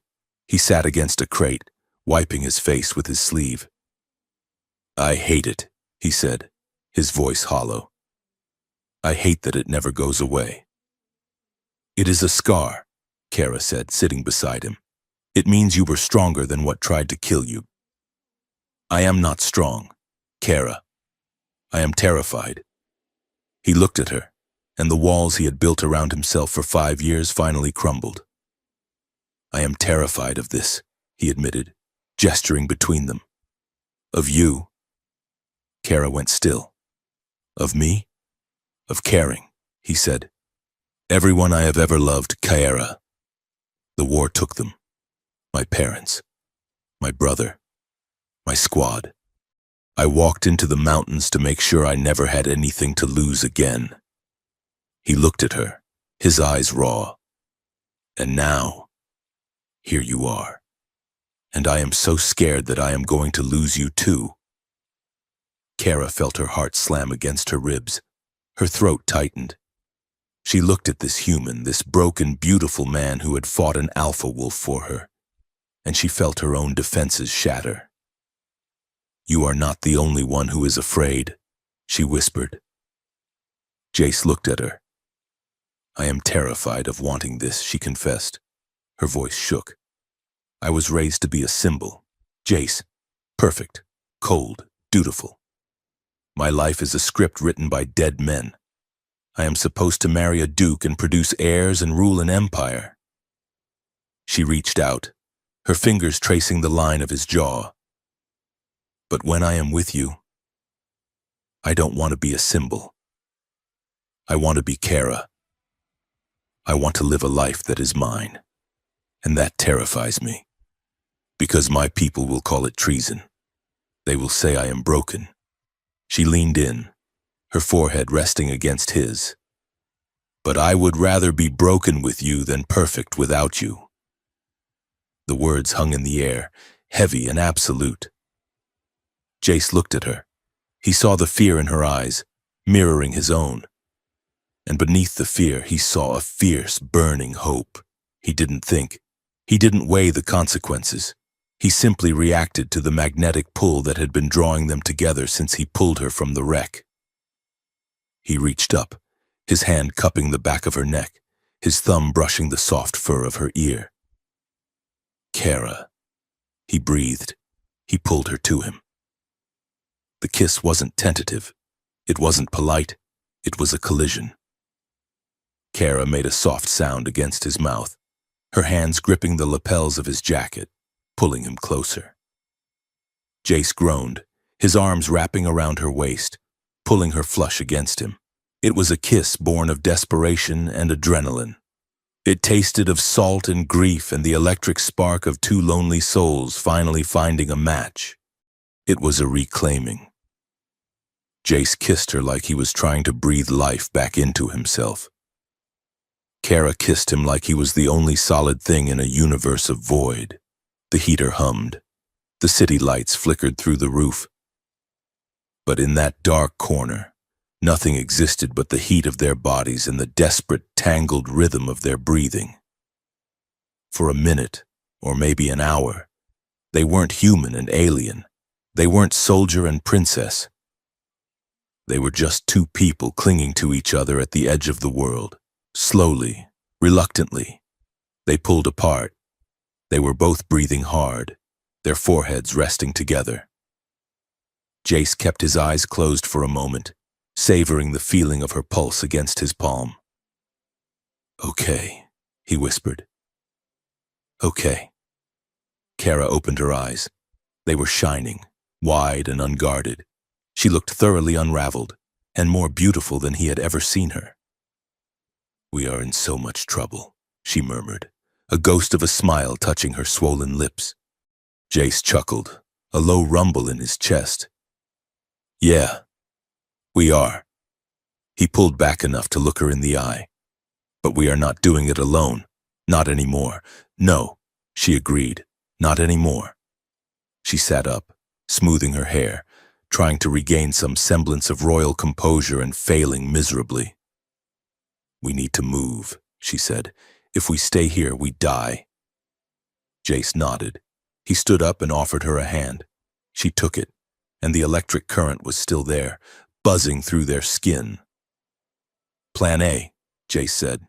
"We storm the castle." "How do we get up there?" Kara asked. "The shuttle is scrap. I have a contact," Jace said. "An old smuggler I used to trade drone parts with. He owes me a favor. He has a suborbital hopper stashed in the wetlands. It is ugly. It smells like fish, but it can break orbit." "Can it carry Varen?" Kara asked, looking at the wolf who was pretending to sleep in the corner. Jace looked at the massive beast. "If he sucks in his gut," Jace said. An hour later, they were standing on a rotting pier as a rusty, box-shaped craft descended from the gloom. It looked less like a spaceship and more like a dumpster with engines. The pilot, a grisly old human with a cybernetic eye, leaned out the hatch. "Jace!" he yelled over the engine roar. "You look like hell. Good to see you too. Mac!" Jace shouted. They loaded up. It was a tight squeeze. Varen had to curl up in the cargo hold, wedged between crates of illegal synthetic tuna. Kara sat in the co-pilot seat, looking wildly out of place in the grimy cockpit. Jace strapped in. He looked at the console. It was analog, battered, and familiar. He flipped the pre-flight switches. The engines coughed, then roared to life. He looked over at Kara. She reached out and took his hand, lacing her fingers through his. "Ready?" he asked. "Prove you are worthy," she whispered, squeezing his hand. Jace grinned. "Hold on." He punched the throttle. The hopper shuddered and leaped into the sky, shaking off the mud of Earth. Through the viewport, Jace saw the horizon. It was glowing with the lights of the human defense fleet moving into position. And high above, the stars were being blotted out by the silhouette of the Lupax armada. The board was set, the pieces were moving, and the pawn and the queen were flying straight into the heart of the king's formation. The smuggler's hopper shuddered violently as it hit the gravity wake of the Lupac's armada. From the cockpit, the view was enough to make even a veteran combat pilot sweat.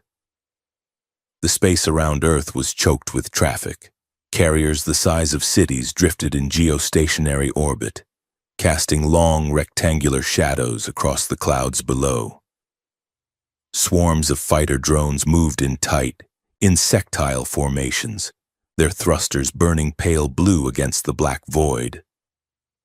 Jace gripped the yoke of the rusting shuttle, his knuckles white. "Try to look casual," he muttered. "Just a floating trash can delivering spare parts. Nothing to see here." Princess Kara sat in the co-pilot seat, her hands moving rapidly over the holographic interface Jace had rigged to splice her royal override codes into the shuttle's transponder. "It is difficult to look casual when we are flying directly at the flagship of the invasion fleet," she said tightly. The Dominion's pride loomed ahead of them. It was terrifying. A massive spearhead of obsidian alloy and glowing force fields. It sat at the center of the formation like a spider in a web of steel. Gun batteries larger than skyscrapers tracked their approach. "Transponder query," Jace warned. "They are painting us." Kara tapped a final command, sending the override. Authorization code, Royal Prime 0. A tense silence filled the cockpit. The comms crackled with static. A red light on the dashboard blinked once, twice, then turned a steady, inviting green. "Clearance granted," a mechanical voice droned. "Proceed to docking bay 7 Alpha." Jace let out a breath that rattled in his chest. "Remind me to give your IT department a raise," he said. "Or fire them. I haven't decided yet." They guided the shuttle into the belly of the beast. The docking bay was a cavern of organized chaos, filled with loaders, refueling skiffs, and regiments of soldiers preparing for drop operations. Jace set the hopper down between two massive fuel containers, hiding it in the shadows. They moved quickly to the rear hatch. Varen was already there, pacing, the fur along his spine standing rigid. "This is it," Kara said, turning to Jace. She looked regal again. She had cleaned the mud from her armor and pulled her silver hair back into a severe, intricate braid. But her eyes were the same ones that had looked at him in the warehouse.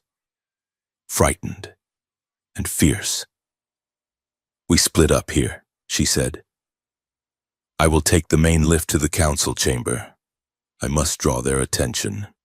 I must make them look at me so they do not see you. And I go to the control hub," Jace said, checking the charge on his stun baton. "The hub is 40 decks down," Kara said. "It is the brain of the weapon grid. If Varos tries to launch the attack, that is where the command will execute. You have to sever the link. I will unplug it," Jace promised, "or smash it. I am good at both." Kara stepped closer. She reached out, her hand lingering on his arm for a fleeting second. "Be careful, Jace. You too, Princess. Give them hell." She turned and walked away, her head high, moving toward the main corridors where the guards would find her. Jace watched her go, a sharp pang of fear twisting his gut. Then he turned to the wolf. "All right, big guy," Jace whispered. "Let's go find a vent." The High Council chamber was a masterpiece of intimidation. The floor was transparent, revealing the slow, majestic rotation of the earth thousands of miles below. The walls were lined with the banners of the great houses, and at the head of the room, raised on a dais of black stone, stood Regent Varos and Admiral Rael. The doors hissed open. Kara strode in. She did not walk like a fugitive. She walked like a queen returning to her court, flanked by confused guards who hadn't dared to restrain her. She stopped in the center of the room. Silence fell over the chamber. Hundreds of nobles, admirals, and diplomats turned to stare. "Niece," Varos said, his voice smooth and amplified by the room's acoustics. "We were just discussing your Funeral. It seems we were premature. Kara looked at him, her expression icy.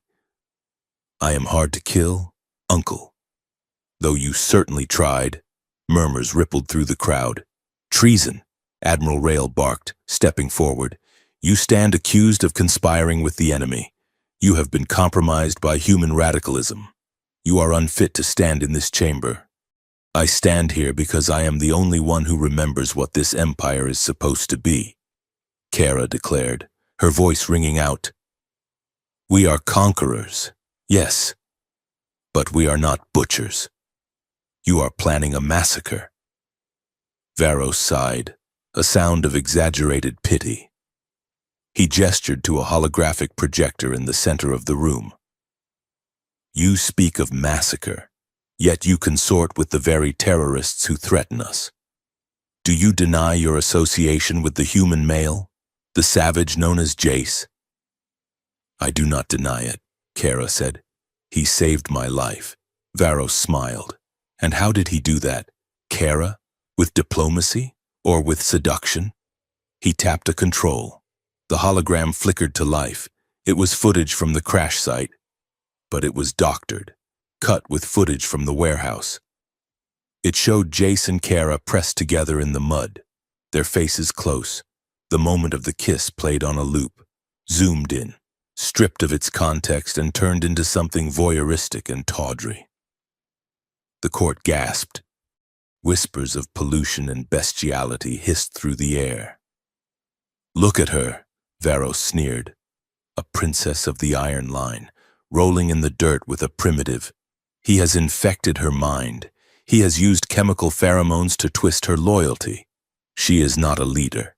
She is a pet. Kara felt the heat rise in her cheeks. It was a violation. He was taking the one pure, true thing she had found and twisting it into filth. She looked around the room. She saw disgust in their eyes. She saw the predatory hunger of political rivals smelling blood. She could deny it. She could claim she was coerced. It would save her life. She looked at Varos. Turn it off, she said quietly. Varos laughed. The truth hurts, does it not? I said turn it off, Kara shouted. The hologram vanished. Kara stepped forward, the heels of her boots clicking on the glass floor. You show them that footage to shame me, she said, her voice trembling with suppressed rage. You want them to see weakness. She raised her head, looking directly at the High Council. But I see strength. Yes. I was with the human. Yes. I stood beside him. And do you know what I found?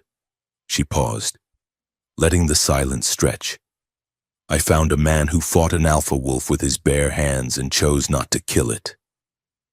I found a soldier who has every reason to hate us, yet risked his life to save a Lupax pilot. I found more honor in that savage than I have found in this entire room. Varos's smile faltered. You admit it, he hissed. You admit you have been corrupted. I admit that I have learned, Kara countered. We define worthiness by the ability to instill fear. We crush, we dominate, and we call it order. But that is not strength. Uncle, that is fear. Real strength is having the power to destroy and choosing to protect instead. She pointed a finger at him. You want to burn Earth because you are afraid of what we might become if we treat them as equals. You are a coward, Varos. And you are dragging this empire into a war it does not deserve. Silence. Absolute. Stunned silence. No one spoke to the regent that way. Varos's face turned a dark, bruised purple. Seize her, he whispered. 40 decks down. Jace was crawling through a ventilation shaft that smelled of burnt grease. He kicked a grate open and dropped into a dark corridor. Varen landed silently beside him, the wolf's eyes glowing like twin embers in the gloom. Okay, Jace whispered, checking his wrist display. The hub should be through those doors. They moved like shadows. The lower decks were less guarded, but the patrols here were automated. Spider drones skittered along the ceiling, their red scanners sweeping the floor. Jace jammed a scrambler onto a wall panel. The drones froze, their sensors looping a static image of an empty hallway. He reached the heavy blast doors of the central control hub. It was locked, naturally. Jace pulled out his multi-tool. "Can you get this open?" he asked the wolf. Varen chuffed. He stepped forward, extended a cybernetic claw from his paw, and jammed it directly into the locking mechanism. Blue sparks showered the floor. The wolf growled, interfacing directly with the door's primitive circuit. With a heavy clank, the bolts retracted. "Show off," Jace muttered. They slipped inside. The hub was a circular room filled with banks of servers and a massive central tactical table. Technicians in gray robes worked silently at the consoles. They didn't notice the intruders until Jace cleared his throat. "Excuse me," Jace said, raising his stun baton. "Is this the department for genocidal maniacs?" Chaos erupted. Security droids dropped from the ceiling. The technicians scrambled for alarms. Varen moved. He was a blur of black fur and violence. He slammed into a security droid, crushing its chassis with a single bite. He swept his tail, knocking 2 technicians away from the alarm panel. Jay sprinted for the main terminal. He vaulted over a railing, landing in front of the master interface. He jammed the data drive into the port. "Come on. Come on," he muttered, his fingers flying over the holographic keys. The screen flashed red. "Access denied." He bypassed the firewall. "Access denied." He swore. It was harder than the warehouse. This was military grade. Suddenly, a schematic popped up on the screen. It was the targeting solution. Jace froze. It wasn't just targeting New York and Tokyo. "Kara." Jace yelled into his comms earpiece. "Kara, can you hear me? In the council chamber. The guards were moving in on Kara." Jace's voice crackled in her ear, tinny and frantic. "Kara. It is a double cross. The protocol isn't just targeting Earth."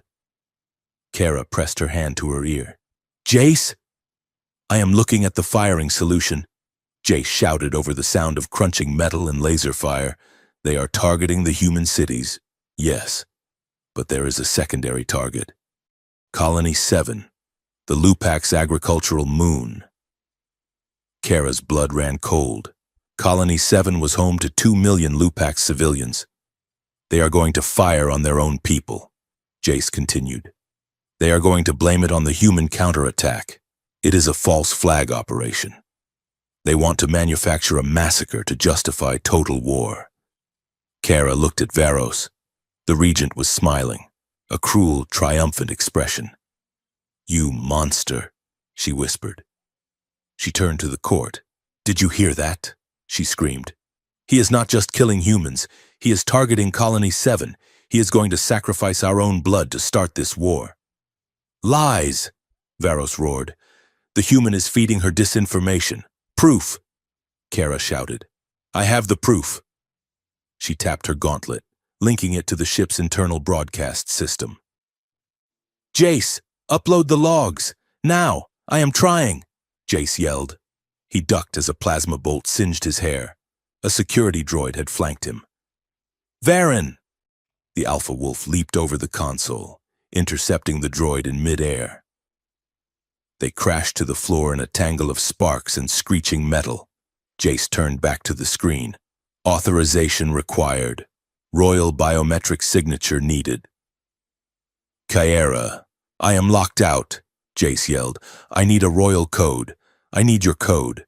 If she gave him her code, she was tying her digital signature to his actions. If he failed, if he destroyed the ship's systems, she would be legally responsible for treason. It was a death sentence. "Jace," Kara's voice came through, calm amidst the chaos. "I am routing my personal override to you." "Do it." "Are you sure?" Jace asked, his hand hovering over the key. If I screw this up, they execute you. I trust you, she said, more than I have ever trusted anyone. The words hit Jace harder than the plasma bolt. I authorize it, Kara said. A gold light flashed on Jace's console. Access granted, Princess Kara. Jace grinned, a savage, terrified baring of teeth. Let's see how you like a reboot, he snarled. He executed the command. Admiral Rail saw the override on his tactical display. They are hacking the grid, Rail shouted. Emergency protocol! Fire all batteries! He slammed his fist onto the master firing stud. On the hull of the Dominion's Pride, massive plasma cannons swiveled. Energy capacitors whined, charging to critical levels. The targeting lasers painted the eastern seaboard of North America and the distant moon of Colony 7. In the council chamber, the holographic map turned red. Weapons free in 5, 4. Kara stood frozen, her eyes fixed on the map. Come on, Jace, she whispered. 3, 2, 1, error. The red lights on the map blinked out. The holographic Earth turned a soothing, safe blue. Targeting solution deleted. The computer announced, weapon systems offline. A collective gasp sucked the air out of the room. Rail frantically hammered the console. It is gone! The firing data is gone! Jace did it. Kara let out a sob of relief. But she wasn't done. Now, she commanded. On the massive screens surrounding the chamber, the video feed changed. It wasn't the kiss anymore. It was the stolen logs. Audio recordings played, echoing through the silent hall. It was Varos's voice. Sacrifice the colony. Make it look like a human strike. We need the anger. The lives are a necessary expenditure. Then Rail's voice. The weapon grid is primed. We will burn New York first, then target the moon. The court erupted. This wasn't scandal. This was betrayal. To kill a human was one thing. To conspire to murder 2 million Lupac citizens? That was unforgivable. Guards turned, their weapons lowering from Kara and raising toward the dais. Varos looked around, his face draining of color. This is a fabrication, he shrieked. A deep fake. Suddenly, the side wall of the council chamber exploded. Debris showered the diplomats. Through the smoke and dust, a massive shape emerged. Varen, the alpha wolf, was battered, his fur singed, oil leaking from a wound in his flank. But he was moving with terrifying purpose, and riding on his back, clutching the wolf's fur with one hand and a stun baton in the other, was Jace. The human slid off the wolf as Varen prowled into the center of the room. Sorry to crash the party, Jace said, dusting off his jacket. But I think you dropped this. He tossed the data drive onto the floor. It slid across the glass, spinning to a stop at Varos's feet. Varen didn't stop. He walked past Jace, past Kara, and locked his golden eyes on Admiral Rail. Rail reached for his sidearm. Bad move, Jace said. Varen lunged. He didn't bite. He slammed his massive chest into Rail, knocking the Admiral flat on his back. The wolf placed one heavy paw on Rail's chest, pinning him to the floor. He lowered his face, snarling, his fangs inches from Rail's throat. The symbol of the Empire's fear was now holding its greatest general hostage. Varos stood alone on the dais. He looked at the angry faces of the court. He looked at the evidence. He realized, with the cold clarity of a sociopath, that he had lost. But he had one card left. He pointed a shaking finger at Kara. Look at them, he screamed. Look at how she stands with him. She brought a predator into this hall. She has chosen a human over her own kind. He turned to the nobles. Desperate. She is in love with him. Do you not see it? Her judgment is compromised by lust for a lesser species. She cannot rule you. She is tainted. The accusation hung in the air.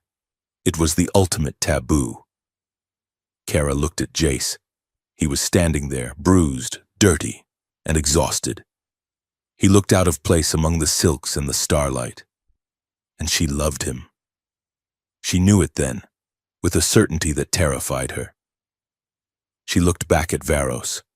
She didn't flinch. She didn't blush. "Yes," she said clearly. The court went deadly silent. "I care for him," Kara said, her voice steady. "And do you know why? Because he reminds me that we are not defined by who we conquer, but by who we save." She stepped up to the dais, climbing the stairs until she stood face to face with her uncle. "You say my affection makes me weak. You say it makes me unfit." She turned to face the council. "If being worthy means being cruel, if it means sacrificing my own people for power, then I do not want to be worthy. I do not want your definition of rule." She gestured to Jace and Varen. "This human and this wolf showed me a new way, a way built on trust, on loyalty, on the strength to build rather than burn." She looked Varos in the eye. "I will build a better empire, or I will die trying, but I will not rule a kingdom of ash." For a heartbeat, no one moved. Then, a young noble, the same one Jace had stared down at the reception, stepped forward. He slammed his fist against his chest in the traditional salute. "Hail Kara!" he shouted. Another noble stepped forward, then a general, then a diplomat. The sound grew. A rhythmic thumping of fists on chest plates, a chant rising from the floor. "Hail Kara! Hail Kara!" Varos looked at the crowd. He looked at the guards who were now advancing on him. He slumped. The mask of power fell away, leaving only a frightened old man. "Take them away," Kara ordered softly. Guards seized Varos and dragged Rael out from under Varen's paw. As they were hauled from the chamber, Varos screamed obscenities, but his voice was drowned out by the chant. Kara stood on the dais. She felt lightheaded. She felt the weight of the crown settling on her brow, heavy and terrifying. She looked down at Jace. He was smiling at her, a tired, crooked, proud smile. She walked down the stairs. The chanting quieted, waiting for her command. She stood beside Jace. Varen sat down next to them, licking his paw, looking bored by the politics. "Open a channel," Kara said to the comms officer. "To Earth, to the fleet, to everyone." The officer nodded. "You are live, Highness." Kara looked into the camera. She saw her reflection in the lens, a silver-haired princess standing next to a human in a torn jacket. "People of the Dominion and citizens of Earth," she began. "Today, the war ends." She took a breath. "Effective immediately, the worthiness trials are suspended. We will not judge you by your ability to fight us. We will judge you by your willingness to stand with us." She reached out and took Jace's hand. She lifted it, displaying their clasped fingers to the galaxy. "We are not enemies. We are neighbors. And today, we start talking." The transmission went out, traveling at light speed to the ships in orbit and the cities below. Jace squeezed her hand. "Nice speech," he whispered. "I learned from the best," she whispered back. "You mean me?" "No," she smiled. "I mean the wolf. He says more with a look than you do with 1,000 words." Jace laughed. And there, in the center of the alien court, surrounded by the ruins of the old world and the blueprints of the new one, the human and the princess stood together. The war was over. The hard part was just beginning. But as Jace looked at Kara and felt the warmth of her hand in his, he thought that maybe, just maybe, they were worthy of the challenge. The silence that followed the war was not empty. It was heavy. It was the dense, pressurized silence of a dam holding back a flood. where every rivet and seam groaned under the weight of a new reality. 3 weeks had passed since the incident in the council chamber. The Lupax fleet still hung in low orbit around Earth. But the gun ports were closed, and the targeting arrays were powered down. The sky, once a canvas for fear, was now a tapestry of cautious traffic.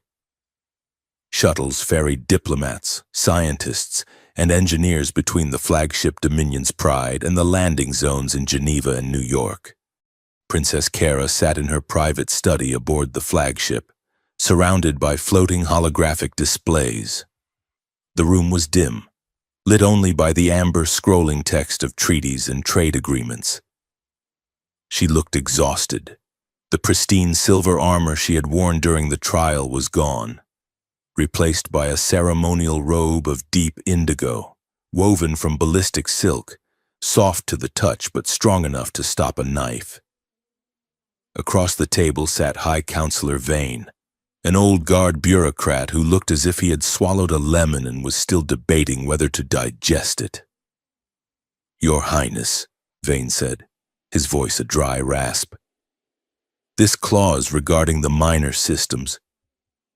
You cannot be serious." "I am always serious, Vane," Kyra replied without looking up from her screen. "Which part confuses you? You are offering them autonomy," Vane sputtered. "Protection without tribute? Mutual defense without conscription?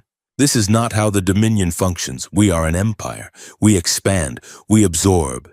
If we show this leniency, the vassal worlds will see it as weakness. They will rebel." Kara swiped the hologram away and leaned forward, her diamond-shaped pupils narrowing. "They rebel because we stand on their necks." Vane. "They rebel because the only language we speak is violence. And what has that bought us? Endless garrisons, constant insurrection, a fleet that drains our economy just to maintain order?" She stood up and walked to the viewport. Below, the Pacific Ocean glittered in the sunlight. "I learned something in the snow," Kara said softly. "I learned that strength without compassion is just cowardice in a mask. It is easy to kill someone. Vane. Any fool with a weapon can do that. But to have the power to crush an enemy and choose instead to lift them up, that requires a courage the Dominion has forgotten. Real power," she continued, turning back to him, "is the ability to choose mercy when you could choose fear. I am not dismantling the empire. I am evolving it. We will not have vassals anymore. We will have allies. And allies fight harder than slaves because they have something to lose." Vane stared at her. He wanted to argue. He wanted to cite 3,000 years of tradition. But he looked at the princess, really looked at her, and saw something that hadn't been there before. The porcelain doll of the court was gone. In her place was a woman who had walked through fire and come out steel. "As you command, Highness," Vane murmured, bowing his head. Kara watched him leave. As the door hissed shut, she let out a long breath and slumped against the desk, rubbing her temples. "Reforming a galactic empire is exhausting," she whispered to the empty room. Jace was finding peace to be just as complicated as war. He stood on the flight deck of the flagship, watching a squadron of human and Lupax pilots running a joint simulation. It was surreal. 3 weeks ago, these men and women had been trying to vaporize each other. Now, they were arguing over thrust vectors and complaining about the cafeteria food. Jace wore a uniform now, though he wore it with the same reluctant slouch he had worn his old fatigues. He had been offered a title, Director of Joint Operations. It sounded impressive. It came with a salary that could buy his old mountain cabin 10 times over. But he felt like an imposter. Every time he walked down a corridor, young officers, both human and alien, snapped to attention. They looked at him with awe. The wolf tamer. the man who broke the alpha. They wanted him to be a symbol. They wanted speeches and wisdom. Jace just wanted to go fishing. He leaned against the railing, watching the sparks fly from a welding torch nearby. He thought about the cabin. Ideally, he would be there right now, fixing the generator, listening to the wind in the pines. He could disappear. He could walk away. He had done his part. He had saved the world. No one would blame him if he retired to anonymity. But then he looked at the pilots. He saw a human engineer laughing at a joke made by a Lupax mechanic. He saw the fragile, tentative threads of a future that shouldn't exist but did. He couldn't unsee it.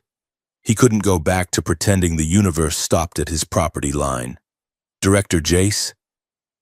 Jace turned. A young human ensign stood there, holding a data pad. She looked terrified. Yeah? Jace said gently. The princess requests your presence, sir. On observation deck 4. Jace smiled. The tension in his shoulders loosened instantly. Thanks, Ensign. Tell her I am on my way. Observation deck 4 was the highest point on the ship, a bubble of transparent aluminum that offered an uninterrupted view of the cosmos. When Jace arrived, the lights were dimmed. Kara was lying on the floor. It was a breach of every protocol in the book, and it made Jace grin. She was lying on her back, staring up or down at the slow rotation of the planet below. She had kicked off her boots. Her ceremonial robe was fanned out around her like a dark pool. Jace walked over quietly. Is this official royal business, he asked. Or are you just hiding from Vane? Kara didn't look at him, but he saw the corner of her mouth twitch. Vane is a headache with legs, she said. If I have to explain the concept of soft power to him one more time, I am going to have Varen eat his data pad. Jace laughed. He sat down beside her, then, after a moment's hesitation, lay back on the glass floor. It felt like floating. The earth was massive beneath them, a swirling marble of blue and white. It looks peaceful from up here, Jace said. It is a lie, Kara murmured. It is messy and loud and chaotic down there, just like us. She turned her head to look at him. Her silver hair spilled across the glass. Her eyes, usually so sharp and guarding, were soft. Jace, she said quietly. I am afraid. Jace turned to face her. Their noses were inches apart. Of Vane? No. Of this. She gestured vaguely between them. In the court, I know the rules. I know how to maneuver. I know who wants to kill me and who wants to use me. But with you, I have no armor. Loving you makes me vulnerable in ways politics never did. If I lose the throne, I lose a job. If I lose you... She trailed off, her voice catching. Jace looked at her. He saw the woman who had defied an empire, who had stood before a firing squad of judgment and not blinked. And here she was, terrified because she had let someone in. He reached out, his hand finding hers in the space between them. He interlaced their fingers, his rough, scarred skin against her cool, pale hand. You know, Jace said, his voice raspy. Back in the mountains, I used to think being alone made me safe. If I didn't care, I couldn't be hurt. I thought that was bravery. He squeezed her hand. I was wrong. That wasn't bravery. That was just hiding. Loving you, being here, knowing that I have something to lose again. That makes me braver than any battlefield ever did. Because now I have a reason to fight that isn't just survival. Kara's breath hitched. She shifted, closing the distance between them. You make me want to be better, she whispered. You make me want to be just Kara. Not the princess, not the symbol, just the person who likes bad jokes and burnt coffee. I can make you plenty of burnt coffee, Jace promised. She smiled, a small, tremulous thing. Then she leaned in. The kiss was slow. It wasn't like the desperate collision in the warehouse or the stolen moment in the observatory. This was deliberate. It was a confirmation. Jace felt the last of his walls crumble. He felt a fierce protectiveness rise in his chest, hot and overwhelming. He wrapped his arm around her waist, pulling her closer, anchoring her against the vertigo of the spinning world below. Kara let out a soft sigh against his lips, her body relaxing, the tension of the last few weeks melting away. She felt safe. For the first time in her life, she wasn't a piece on a board. She was held.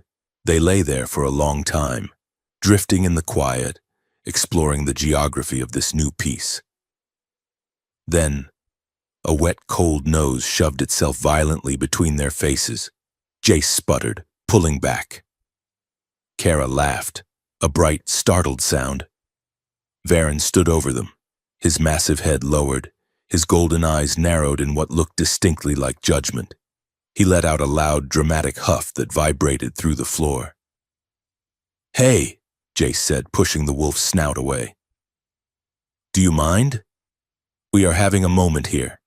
Varen chuffed and flopped down directly on top of Jace's legs, pinning him to the floor. Kara rolled onto her side, propping her head on her hand, shaking with laughter. "I think he is jealous," she said. "He is not jealous."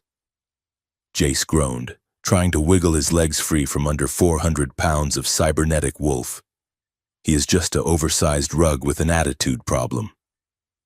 Varen licked Jace's face, one long sandpaper rasp from chin to forehead. "Gross," Jace laughed, wiping his face. "Seriously, Kara, I am sharing my girlfriend with the galaxy's biggest guard dog."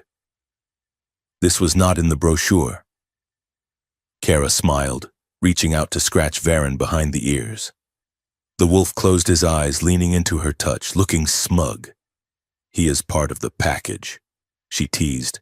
"A package deal, princess, wolf, and galactic responsibility, no refunds." Jace looked at her. Her eyes were sparkling. She looked young. She looked happy. "I will take it," he said softly. The mood shifted then, settling into something warmer, more serious. Kara sat up, tucking her legs beneath her. "Jace," she said, "there is something we need to do." "What?" "The talks are going well, but the people, they are still afraid. Humans look at the fleet and see monsters. My people look at Earth and see savages. We need to show them something else. We need a symbol." Jace sat up, leaning back on his hands. "What kind of symbol?" "A union," she said. Jace raised an eyebrow. "Like a treaty, like a bond," she corrected. "A formal ceremony. On Earth. Where we, you and I, pledge ourselves to the Alliance and to each other." Jace went still. "You want to get married? In front of the cameras?" "Not marriage, exactly. The Lupax tradition is called the Ethel Guard, the binding of spirits. It is usually reserved for high nobility. If I perform it with a human, it will send a shockwave through the Empire and it will make you a target," Jace said, his protective instinct flaring. "The old guard will hate it." "Let them hate it," Kara said fiercely. "Let them see it. A princess and a human, standing as equals. It is a living declaration that worth is not limited by biology. It is the only way to break the cycle. Jace, we have to show them that love is stronger than protocol." Jace looked at her. He saw the politician and the woman fused into one. She was right. It was dangerous, but it was necessary. And, he thought, he didn't mind the idea of binding his spirit to hers. "Okay," he said. "Let's shock the Empire." The ceremony took place 3 days later. They chose a site on the coast of the Pacific Northwest, not far from where the stealth shuttle had crashed. A massive platform had been constructed on the cliffs overlooking the churning gray ocean. The sky was overcast, threatening rain, but thousands of people had gathered. Humans in coats and Lupacs in ceremonial armor stood shoulder to shoulder, separated by nervous security details but united by curiosity. Flags of the Dominion and the United Earth Nations snapped in the wind. Drones buzzed overhead, broadcasting the image to billions of screens across 2 worlds. Kara stood on the dais. She wore a gown of silver and white, simple and stark, her hair loose in the wind. Jace stood beside her, wearing his dress uniform, looking uncomfortable but resolute, and sitting at their feet, calm as a statue, was Varen. The crowd quieted as Kara stepped forward to the microphone. "Citizens of 2 worlds," she began, her voice carried by the wind. "For centuries, my people believed that worthiness was a ladder. We climbed it by stepping on those below us. We believed that to rule was to dominate, and to submit was to be weak." She looked at Jace, then back to the crowd. "I was wrong." A ripple went through the Lupac's ranks. "I came to this world to judge it," she continued. "But I was the one who was tested. I met a human who refused to bow, not out of arrogance, but out of dignity. I met a soldier who had every reason to kill, but chose to save.